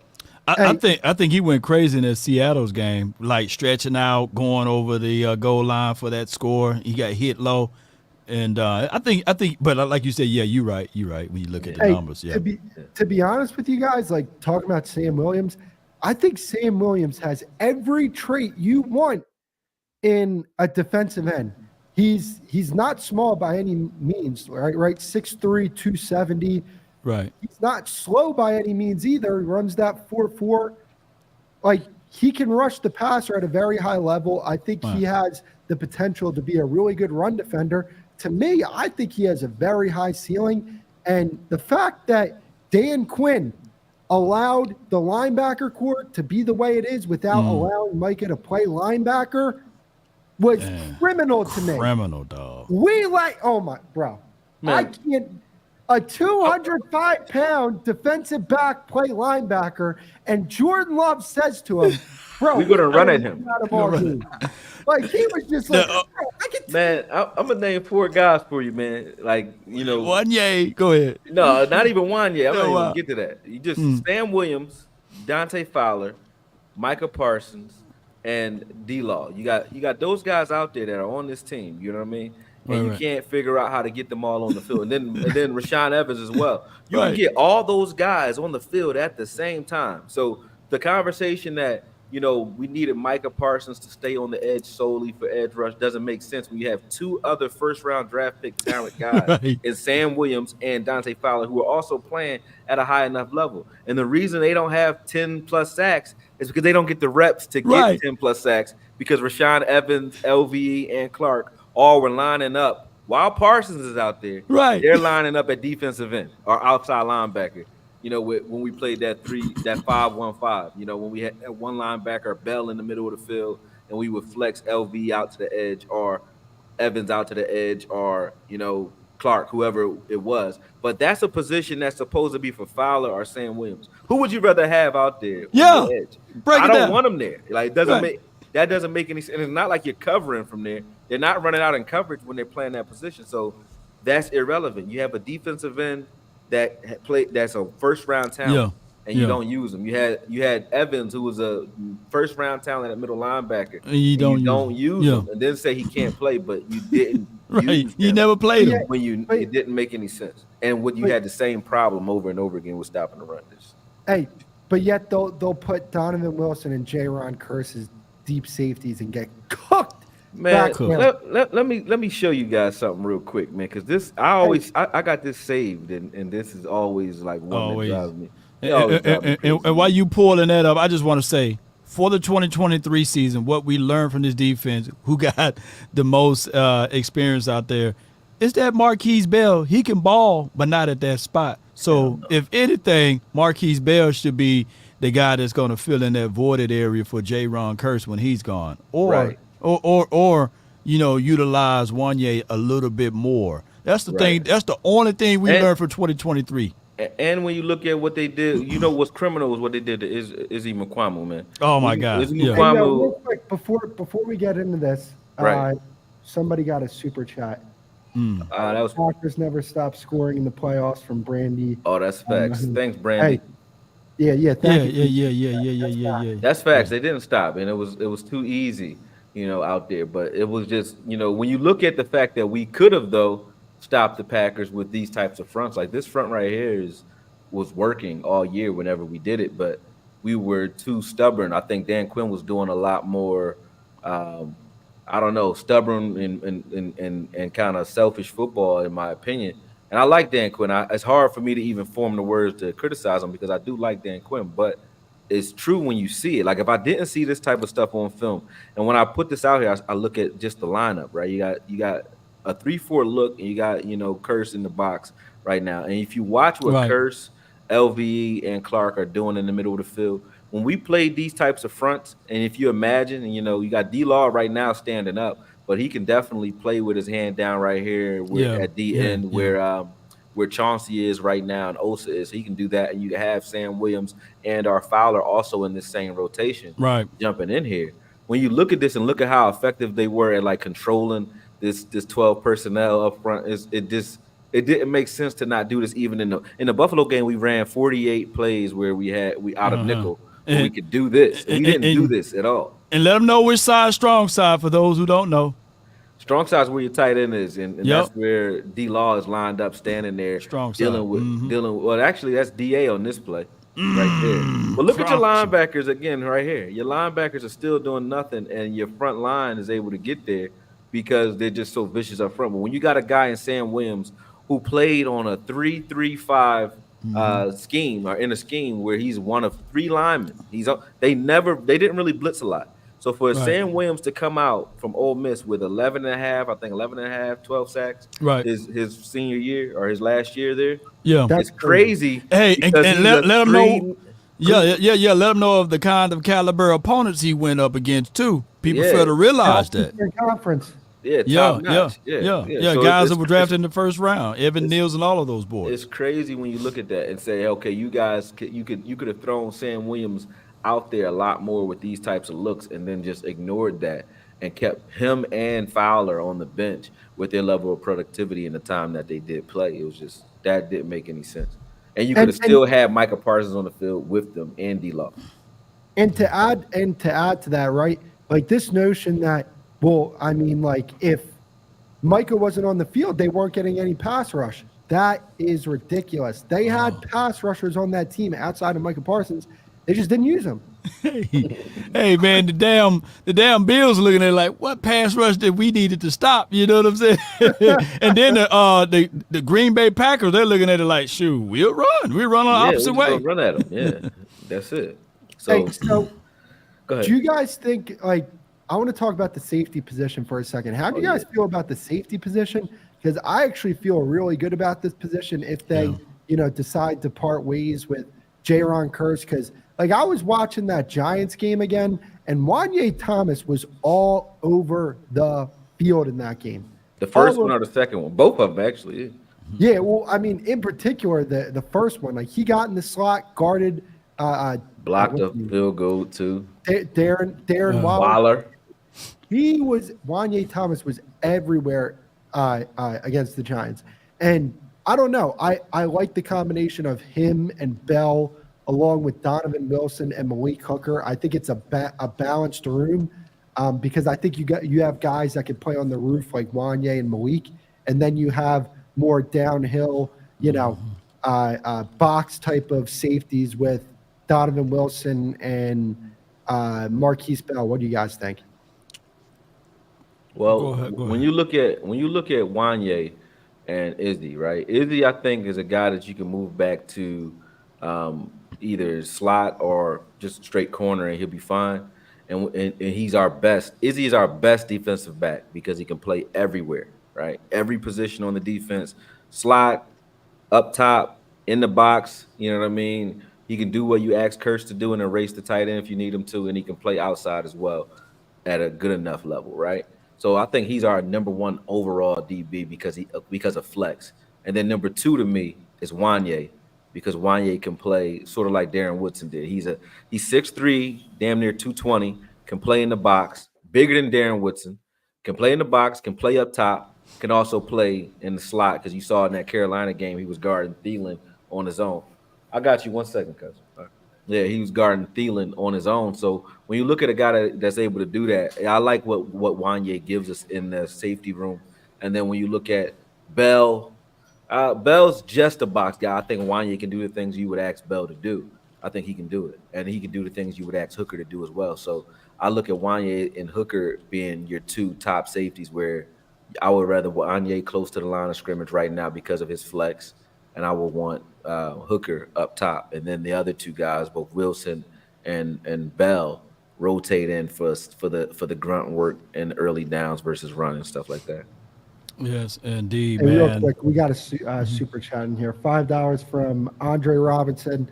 Appreciate the super chat. We had enough depth to have a 5D line front with Micah at nickel, linebacker, and 5 DBs. Yeah. I mean, you definitely is on the point right there. Dre, no football right there. Mm-hmm. Right now, we don't have a lot of depth inside, though, because Osa is our long stay and interior defensive guy, and he's a 3-tech. Outside of that, you have Mozzie. He's our only nose tackle that we have right now on this team, and he's our veteran leader. He's our veteran nose tackle right now, believe it or not. Hey, he's not even the nose tackle. He's the backup three technique. He's a three. He's a three tech, one tech guy now. You know, because Dan Yeah. Quinn broke him. You know, it's crazy. Dan Quinn robbed all the resources from this team. All right, because I'm trying to think.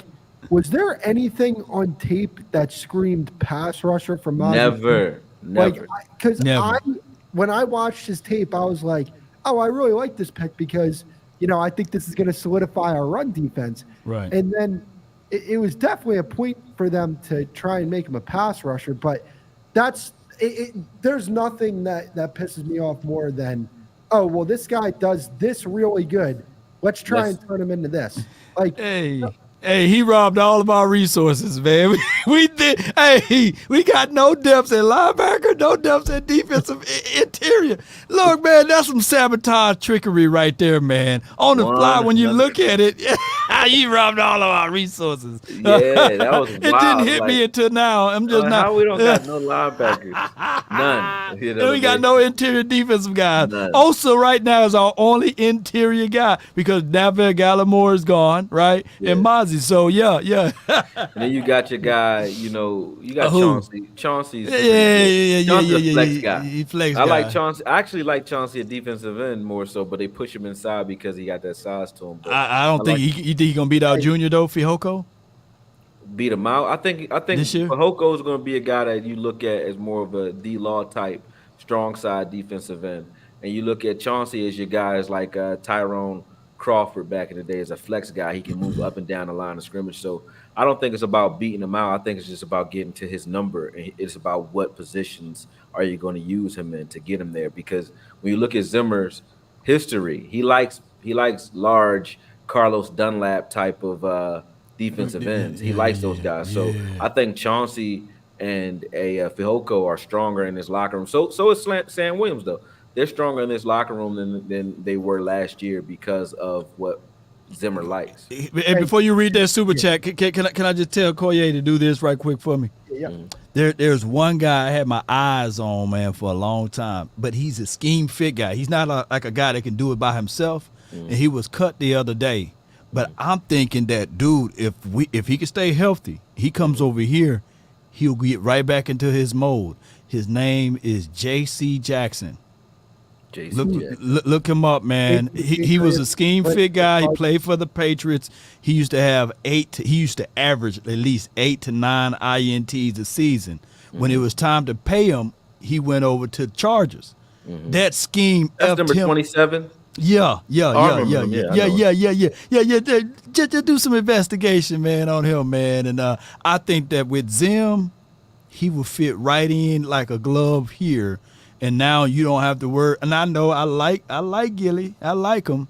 But he old, man. You get J.C. Jackson, we can fit him right into the mold. He's cut. He's on the free market right now. Hey, so we got 2 super chats in real quick. Go ahead. Uh-oh.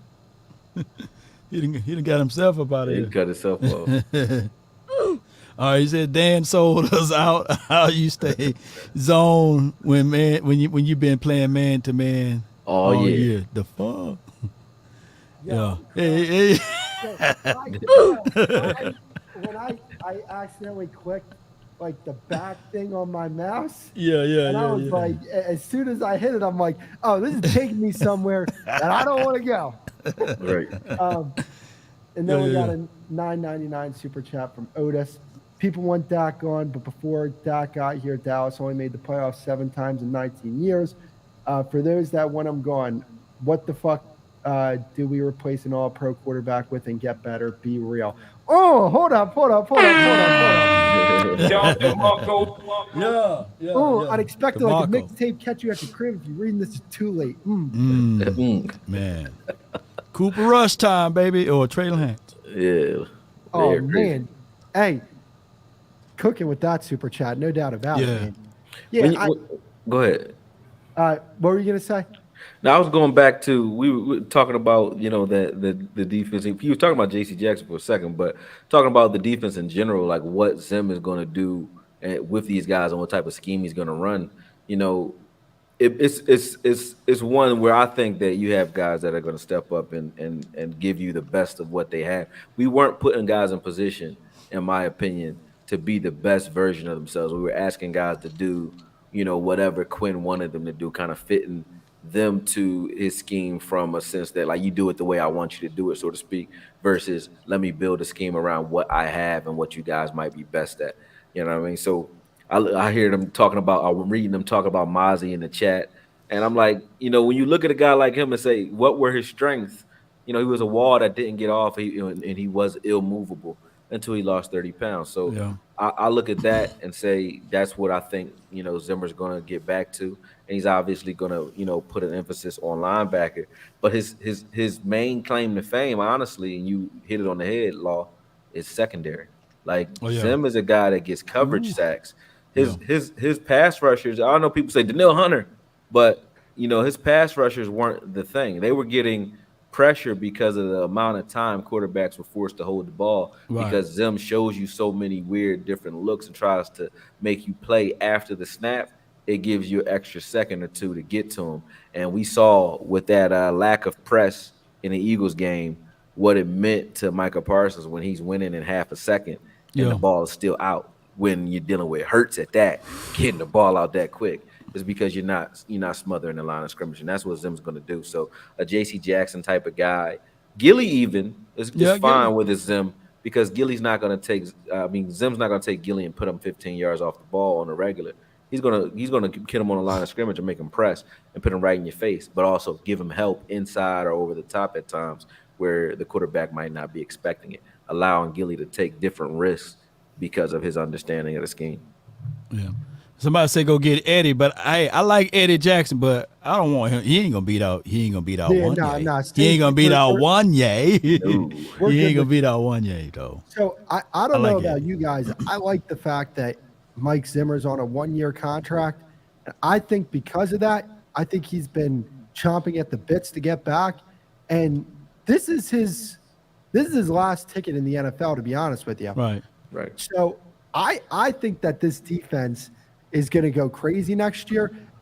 I really thought going into this season, personnel-wise, the Cowboys had everything that you needed in a defense.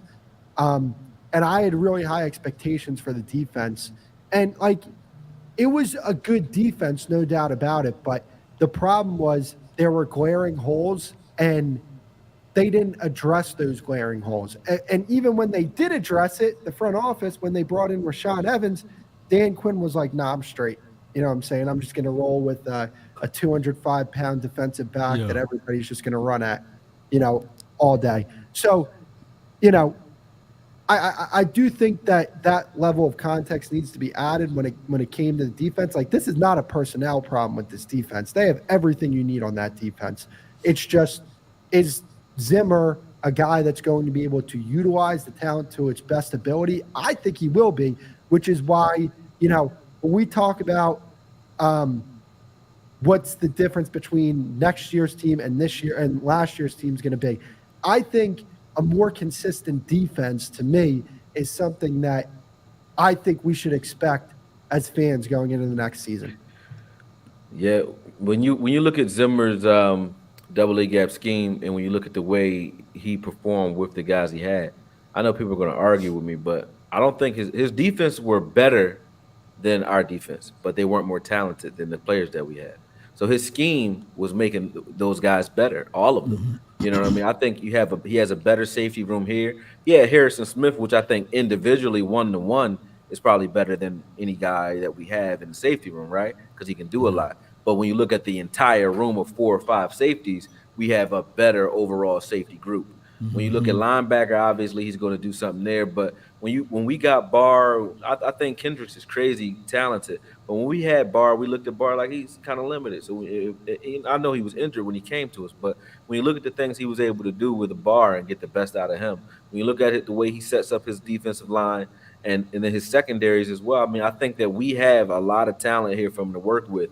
And when talent meets skill and scheme, you get greatness. And I think we were relying solely on talent last year with Quinn. It's like, if we were more talented than you, we would flood you. We got you out of here. We ran you off the court. But if you had a team where you were tough and physical and had an actual attack for that talent, rather than saying, hey, we're going to still pass the ball, even though we're dealing with the number one pass rush in the league. No, we're just going to run, and do they have an answer for that? And we didn't have an answer when it came to scheme. It was just talent. We're going to out-talent you. Even when you ask Quinn about it, like some of my press conference cringes were like when he would say, "Oh no, we just weren't tackling well." Like, come on, bro. They weren't tackling well because they're not in position to make those tackles well. You know what I mean? So, that's all scheme. But when you point at the scheme, you're pointing at yourself. When you point at tackling well, you're pointing at the player. And he would never point at himself. He'll say like, "Well, we got to do better. We got to do better." But it's not that hard to tell what was wrong with the team from the moment Overshawn went down. You knew what was wrong with this team, and to act like it was something that just came up all of a sudden in Arizona or in San Fran or in Buffalo or wherever, it's crazy. When you look at any moment that teams got off on us, it was because of the running game. Even when the Eagles had their moments, it was like run game. First game, run game. You know what I mean? We're doing certain things where they might not have ran up and down the field, but they got the ball into the end zone in crucial moments on the ground. We played the Vikings in 2016, did we? 2016, 20 and 2020 too, right? Oh, you talking about did we play them back then? Yeah, we played right then. You know the craziest thing about it? Even though we beat that team, they still gave us fits with Sam Bradford, man. And even on that roster, believe it or not, I'm looking at it, they had Terrence Newman on that damn team. Yep. That's crazy, ain't it? Yeah. They had T-New on that team, and they still gave us fits, man. And you think of the Linval Joseph, you think of the Everson Griffin. They had Chad Greenway. They had Eric Kendrick. So a young Xavier Rhodes in that game. So and Andre Sendejo, you know what I'm saying? So they had guys, man, Harrison Smith. So we gonna be able to maneuver some things and get things going, bro.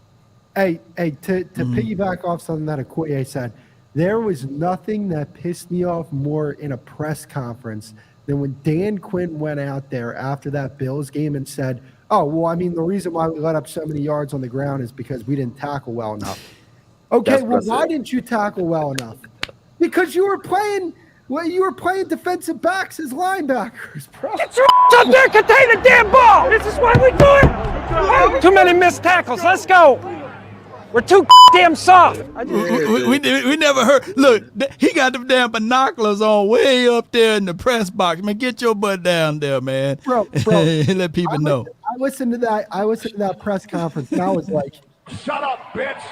Yeah. I even read like people talking about like who don't understand, obviously for whatever reason. I'm not attacking them in the sense that you don't understand football. It's not a hierarchy thing. Right. But it's just like when we say ultimate team sport, it means something.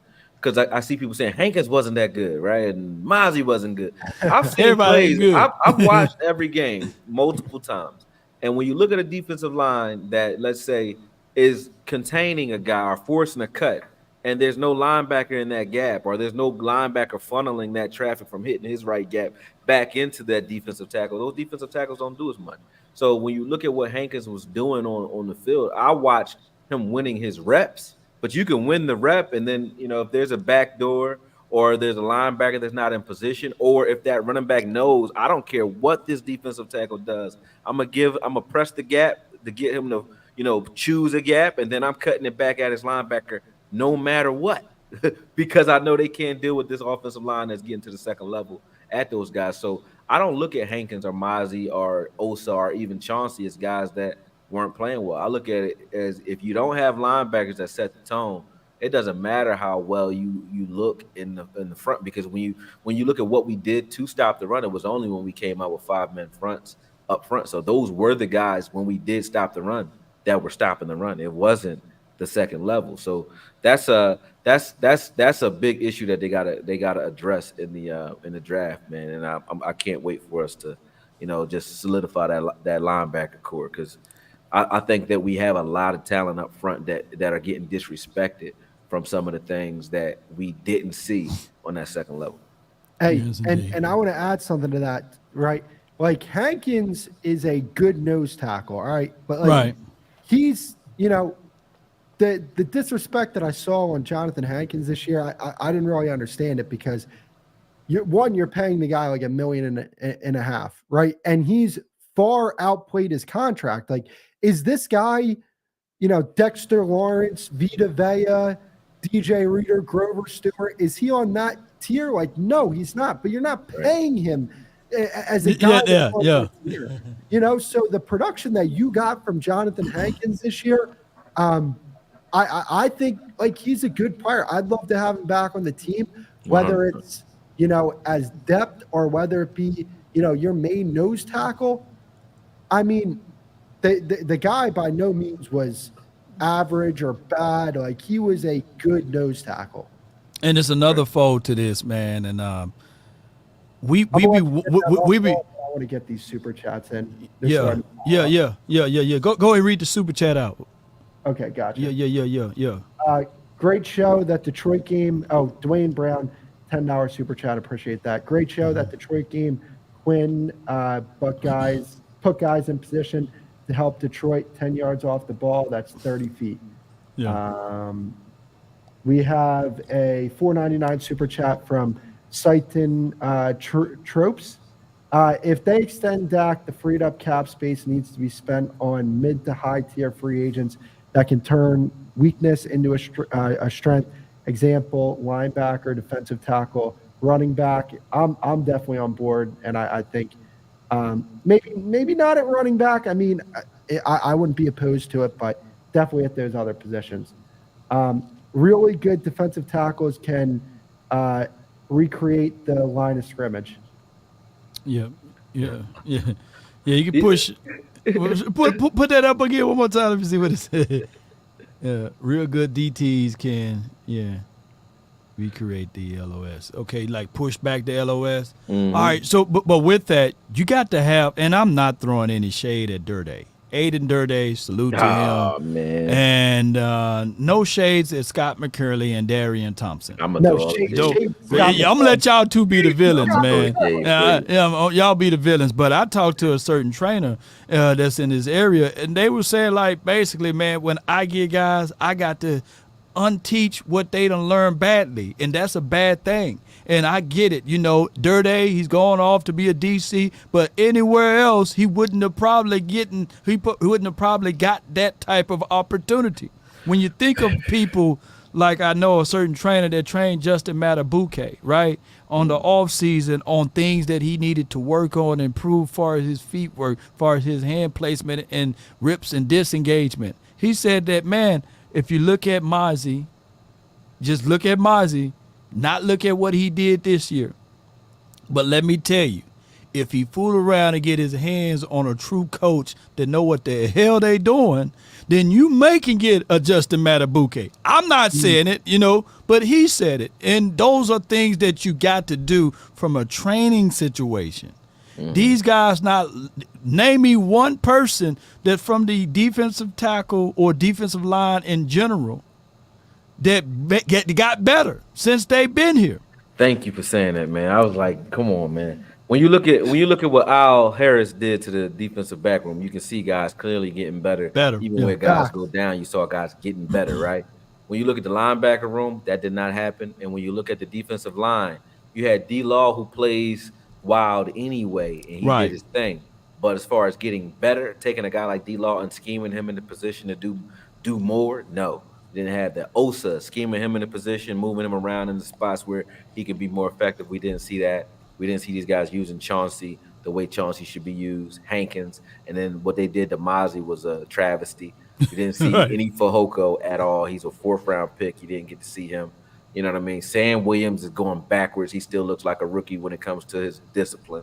And Fowler, who was one of the most productive defensive ends when he got to play, him along with DA, they didn't get better either. I can't name one defensive lineman. Even Parsons, people think Parsons got better. I said, okay, they don't look at the numbers, but I'm like, he had 50% of his snaps at defensive end his rookie year and got you 13 sacks. He's gotten 70 and 80% of his snaps at defensive end years after and got the same amount of sacks. He got more pressure. Yeah, but he pass rushed more to get more pressure. It wasn't like he was more effective with the same amount of count. You know what I mean? So he didn't even. And then when you look at him versus the run, he didn't get better there either. So Didn't get better. nobody Right. got better than what they already were. Michael Parsons is crazy because we keep arguing about him being defensive player of the year. And if we're being honest, you're talking about a guy who's really 4 years removed from the cerebral part of the game, because at defensive end, he's relying on his athleticism. Last time he played linebacker was his 2019 season in college, and he wasn't learning anything as far as the cerebral part of linebacker his 4 years so far in the league. So he's that good off of just talent. Whew. Just talent. You're talking about runner up the defensive player of the year every year, just off talent. When that meets a coach that knows, hey, I'm going to funnel everything to you, or I'm going to show you, make the offense have to deal with you and show you how to use your technique, show you why you keep getting held, because you're looking at a guy who runs right into contact. He lets guys into his frame and lets offensive linemen get free punches on him and still get sacks. He run right through it, but he's not doing anything with his hands. So like if he even learned that, it's nice. It's lights out. Him and Sam, it's lights out. You can't deal with those guys if he has a guy who can teach in front of him. What are Parsons? Look, I'm gonna ask you the question that he asked me. What are Parsons' moves? He ain't got one. He's a stunter. He uses legs and he gonna run through you or around you, one or the other. And he has a little hop step, like where sometimes that move he learned from D Ware, where he'll take his hands and he'll like kind of judo chop your elbow inside and take that outside shoulder. He does that. He had like 1 sack off of that. 7 of his sacks came off of stunts in the B gap and the A gap. And the rest of them, he just ran right past you on the outside or out hustled you on the outside. Yeah, so that's how he weighed on his sacks. So I'm not beating up Parsons. I like Parsons, but when he asked me that, I was sitting like, well, he do move his feet and he's fast and he got that bull rush that he hit you with surprise. He said he do hit you with surprise, the bull rush. We could put that up real quick. I got all of them right here. All of his moves, Yep, so wait a minute. Mama Parsons, I love you. And also TP, man, Terrence Parsons, man, we right here with you, man. hey, first off, right? So I was on a stream, Players Choice today. I was on there with TP. First off, I need to find me a girl that defends me as much as Terrence defends Dak, because man, I salute that loyalty. Second off, one thing like that they brought up, they asked Terrence, they were like, "Why is your brother?" You mean Todd? Yeah, Terrence. Oh, you talking about which one? Terrence Parsons. Oh, yeah, Terrence Parsons. Okay, yeah. Players Choice earlier, and they asked him. They said, "Hey, why is your brother one of the worst run defending defensive ends in football?" I answered the question for him. I said because he is a linebacker in AKOYE. You said this before. Playing the run as a linebacker and playing the run as a defensive end are two completely different things, because a linebacker's instinct is to get downhill and attack the football, to where defensive ends, it's about setting the edge and funneling the work into a certain area, certain player. Right. And keep it contained so that if it spills out, it's yours. Right. Yeah. Like Micah, I mean, AKOYE, we went through the Dolphins tape with him playing linebacker. He was getting downhill and making plays against the run, because at the end of the day, Micah wants to be in a position to make plays. And something that Terrence talked about earlier that, I wanted to bring up was that, when people were asking Micah about linebacker and, why don't you play linebacker more, he was saying that the reason why Micah was defending Dan Quinn is because he felt like he had to stick up for his coordinator. So what I'm wondering is, did Micah actually want to play linebacker, and was Dan Quinn the reason why he didn't play that more? Yeah, I never talked to you about that one, AKOYE. Because I would say, see, in the two choices, right, that you look at sound crazy. One, if Micah Parsons thinks like a linebacker because he is a linebacker, and when you look at his best play, his rookie year was because he played more linebacker. When you look at his best film and best tape as a football player, it was his 2019 season as a linebacker. And when you look at that and say, hey, let's just take the cap off and just do pass rush stuff with this guy, you know what I mean? That's already crazy enough. But when you say, hey, we did that because we lost D-Law his rookie year and we needed help. Right. Didn't we need help at linebacker? We did. So the same reason that you put him at edge, because that's where you needed the help, is the same reason you should have put him at linebacker, because that's where you needed the help this year. Now, if you wanted to make long-term plans and move him to somewhere else later, that's different. But where you needed the help was linebacker. So the question as to whether or not Micah Parsons wanted to or not doesn't matter. It didn't matter if he wanted to play defensive end, did it? Because we needed the help there, right? That's why now Dan Quinn came out and said that basically, he basically got lazy with it. He was very creative when he moved Parsons to that edge because he was trying to get him back to linebacker because he didn't want to get him hurt because of his size. So they yo-yoed him, right? And then the following year, he went on a tour and said, "Hey, I'm gonna gain weight," right? But he didn't. He didn't. Right, he still, of course, football weight is different, right? So he never gained that size and strength, and we've seen the whole year play out. But he played more percentages on the edge, right? And then this past season, this was the past season when he said he was going to gain more and more weight, right? The past season, right? And we saw how that played out.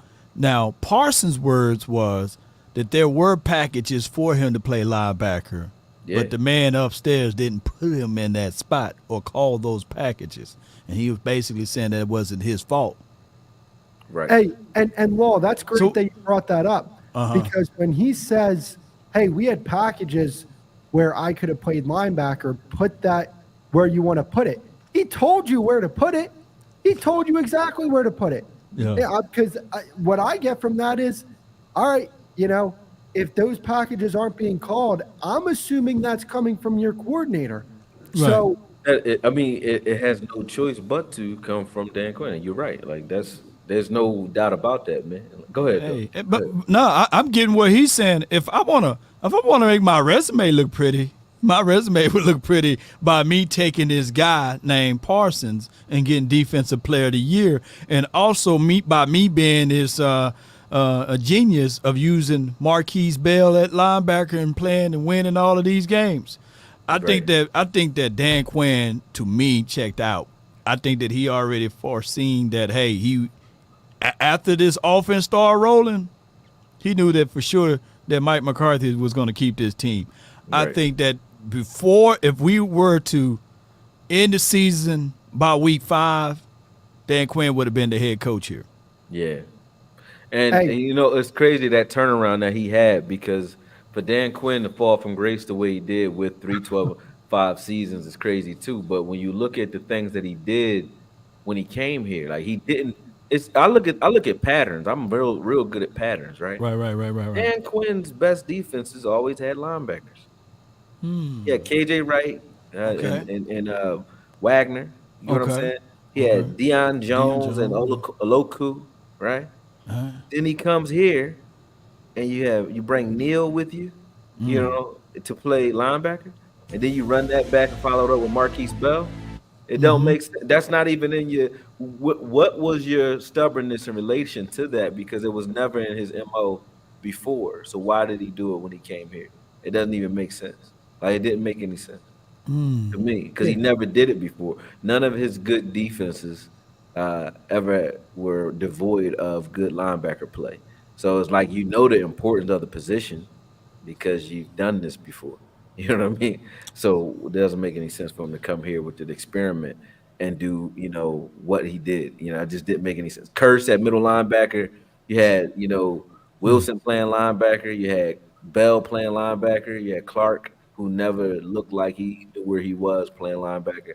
And before that, our savior was LVE, who in 5 years had 12 tackles for loss. And then we got Evans here after he went down. And everyone says Evans wasn't good enough to play here. This is what the fans say, right? Right. And in 5 years of LVE playing, LVE has 12 tackles for loss, which is what Evans had in his last year in 2022 against with Atlanta. He had 10 tackles for loss. 56 in the same 5 years that LVE played. See what I'm saying? So that doesn't make any sense, man. Like, I'm gonna keep saying it every chance I get. I mean, you banging and bringing it on the table, man. Like, it's like I got a wild take. I got a wild take that is gonna make everybody say, "Oh man, you must be out your goddamn." With my drop it. I got a wild take. You must be out of your goddamn mind. Here's my wild take. Damone Clark is going to be special this year. Under Mike Zim's defense. Watch. It's just my wild take right now because Okoye ain't feeling that. that's my wild take. I said wild, bro. You're a wild boy.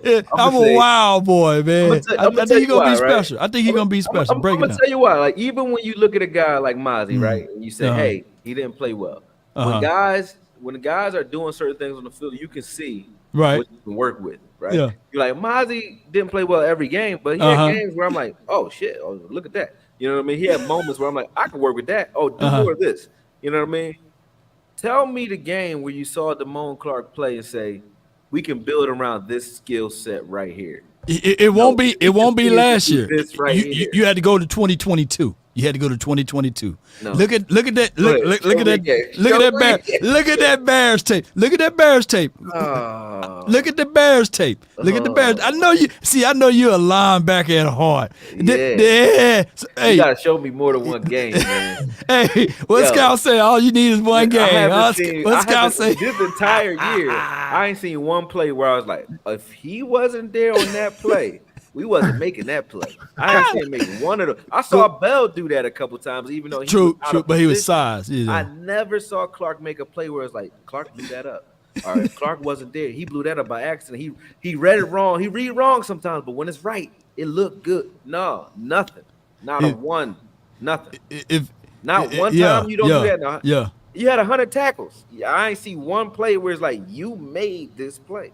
Watch what the difference what a coach would do if he gonna be able to get this brother. Like something, man, you better Contain the damn ball. If you make it look like something, he already won in my book. It's like you already ace. If you can make Clark a good linebacker in this league, I will listen to anything. You listen to anything. So I'm hedging my bets, man. He got the great You a 33. wild boy, He got the great 33 jersey. Matter of fact, if it do hit, I got a jersey for you, man. So you can put it on 33. It might hit. I'm just saying. I don't think it's going to hit. Hey, so It might hit though. Wow. we're gonna read these super chats and get out of here. But yo, Law, Damone Clark. Now he's gonna take the James Washington of Damone Clark. You know. to the James. You gonna be mad at me, man. Hey, y'all can put it on me, man, because he got that 33 on, man. He gonna have to represent, man. Come on, do it for 33. Come on, Damone Clark. Oh man, that's funny.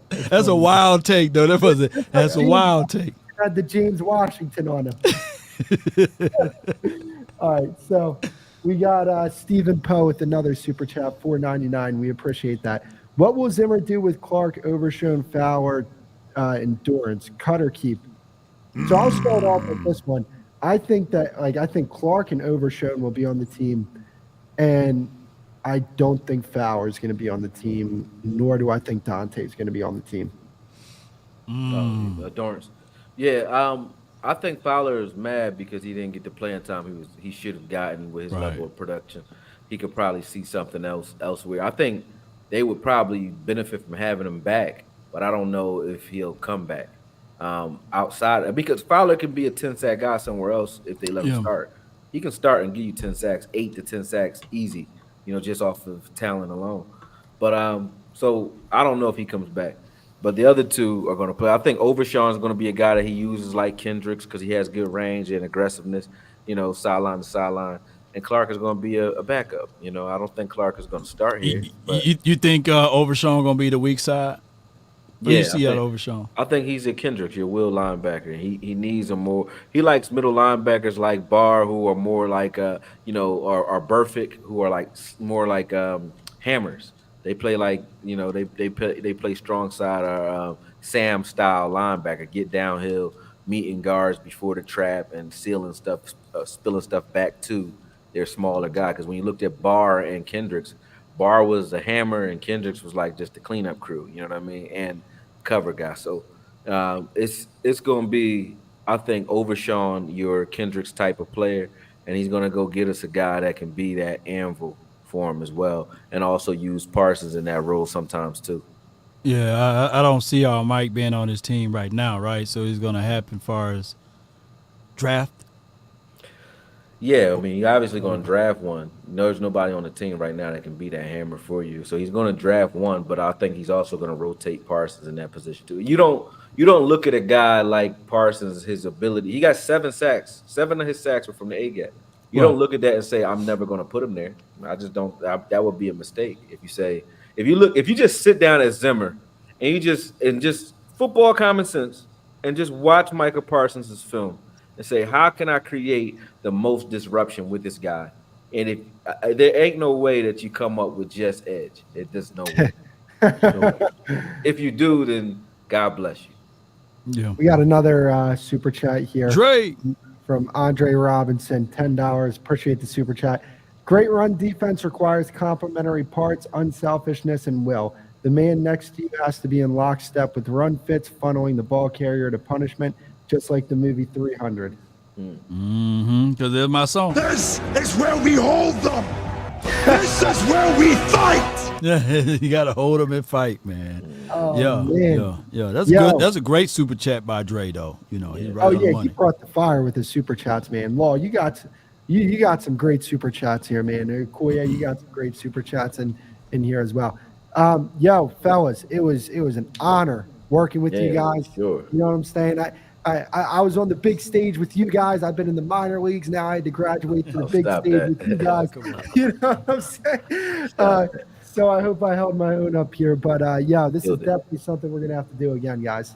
Oh, anytime, man. Like I said, like you guys both bring good energy, and like I said, anything Law on, I'll jump on anyway. Man, come on, man. I just fly out there too, Law. I still got to meet you in the flesh, man. Man, so hell yeah, that's weird. I haven't met you yet, man. Yeah, you're the only one I haven't met yet. I believe. We got a link. We got a link. What am I out of this, man?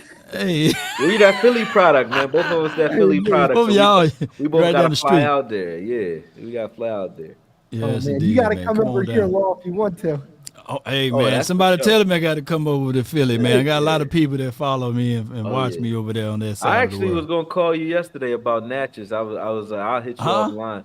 I was going to hit you about Natchez because it's a spot that I want to see. That's a historic spot called like the Devil's Punch Bowl. Oh yeah. Hit me up. Don't go at night though. You know. I want to check that out. Hey, what happened to Okoye? Swallow that. He got. Hey, when soon as Law comes out, we'll take him to Kensington. You know what I'm saying? Right? Yeah. Take Law to zombie apocalypse land. Wow, man, y'all got that area I too. got the funniest story, bro. So this was when I was in like the 8th grade. My friends were in a basketball league in Kensington. I had no idea what Kensington was. Not a good idea. And so they're like, yo, we need an extra guy. And I'm like, yeah, let's go, man. I'm ready, man. And then we go to the most ran down gym I'd ever seen in my life. We roll up and bro, when I tell you, they was like grown men. We lost by like 40. I'm like, what the hell am I doing in this league? And I'll tell you this, we were just like a bunch of shooters. So you know what I'm saying? Nah, it's a different ball game. And then even with basketball, it's like crazy here, but it's like a different ball game here when it comes to Kensington, man. Kensington, you already know, and I see it all the time. But you drive past people. I'm dead serious on this.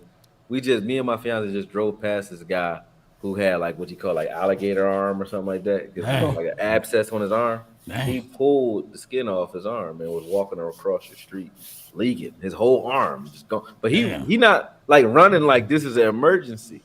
He just walking casually. He looked at us like, mind your business and what are you looking at? You know what I mean? But his arm was like when I say leaking, I'm talking leaking. And he wasn't running nowhere. He was standing on the side of the street like that was something normal. So I'm like, this is crazy down here. Kensington crazy, man. Man, that's crazy. But yeah, Devil's Punch Bowl, I want to see it. So I'm coming to Natchez for that. Yeah, come on down, man. We got another super chat on our way out, man. Ratio Cowboy says thanks for the show, gents, man. Appreciate you, man, for your support, bro. For coming out. Yeah, man. Hey, you know what time it is, man. It's time. You know what I'm saying? You got some outro. Yeah. Yes, sir. Peace, fellas. Come on. Hey. Y'all love this song right here, man. I love it, man. I heard what you said about the inspiration part of it. What inspired him. Hey, The wire. I didn't make the beat. I can do it like this, man. If I wanted to, man, I'm a terrible dude. Yo, Wall, you Yeah. Yeah, man. It's All right, dope well, right here. Watch the fuck. I got that stuff. But, yo, all right, please. Salute. Hey.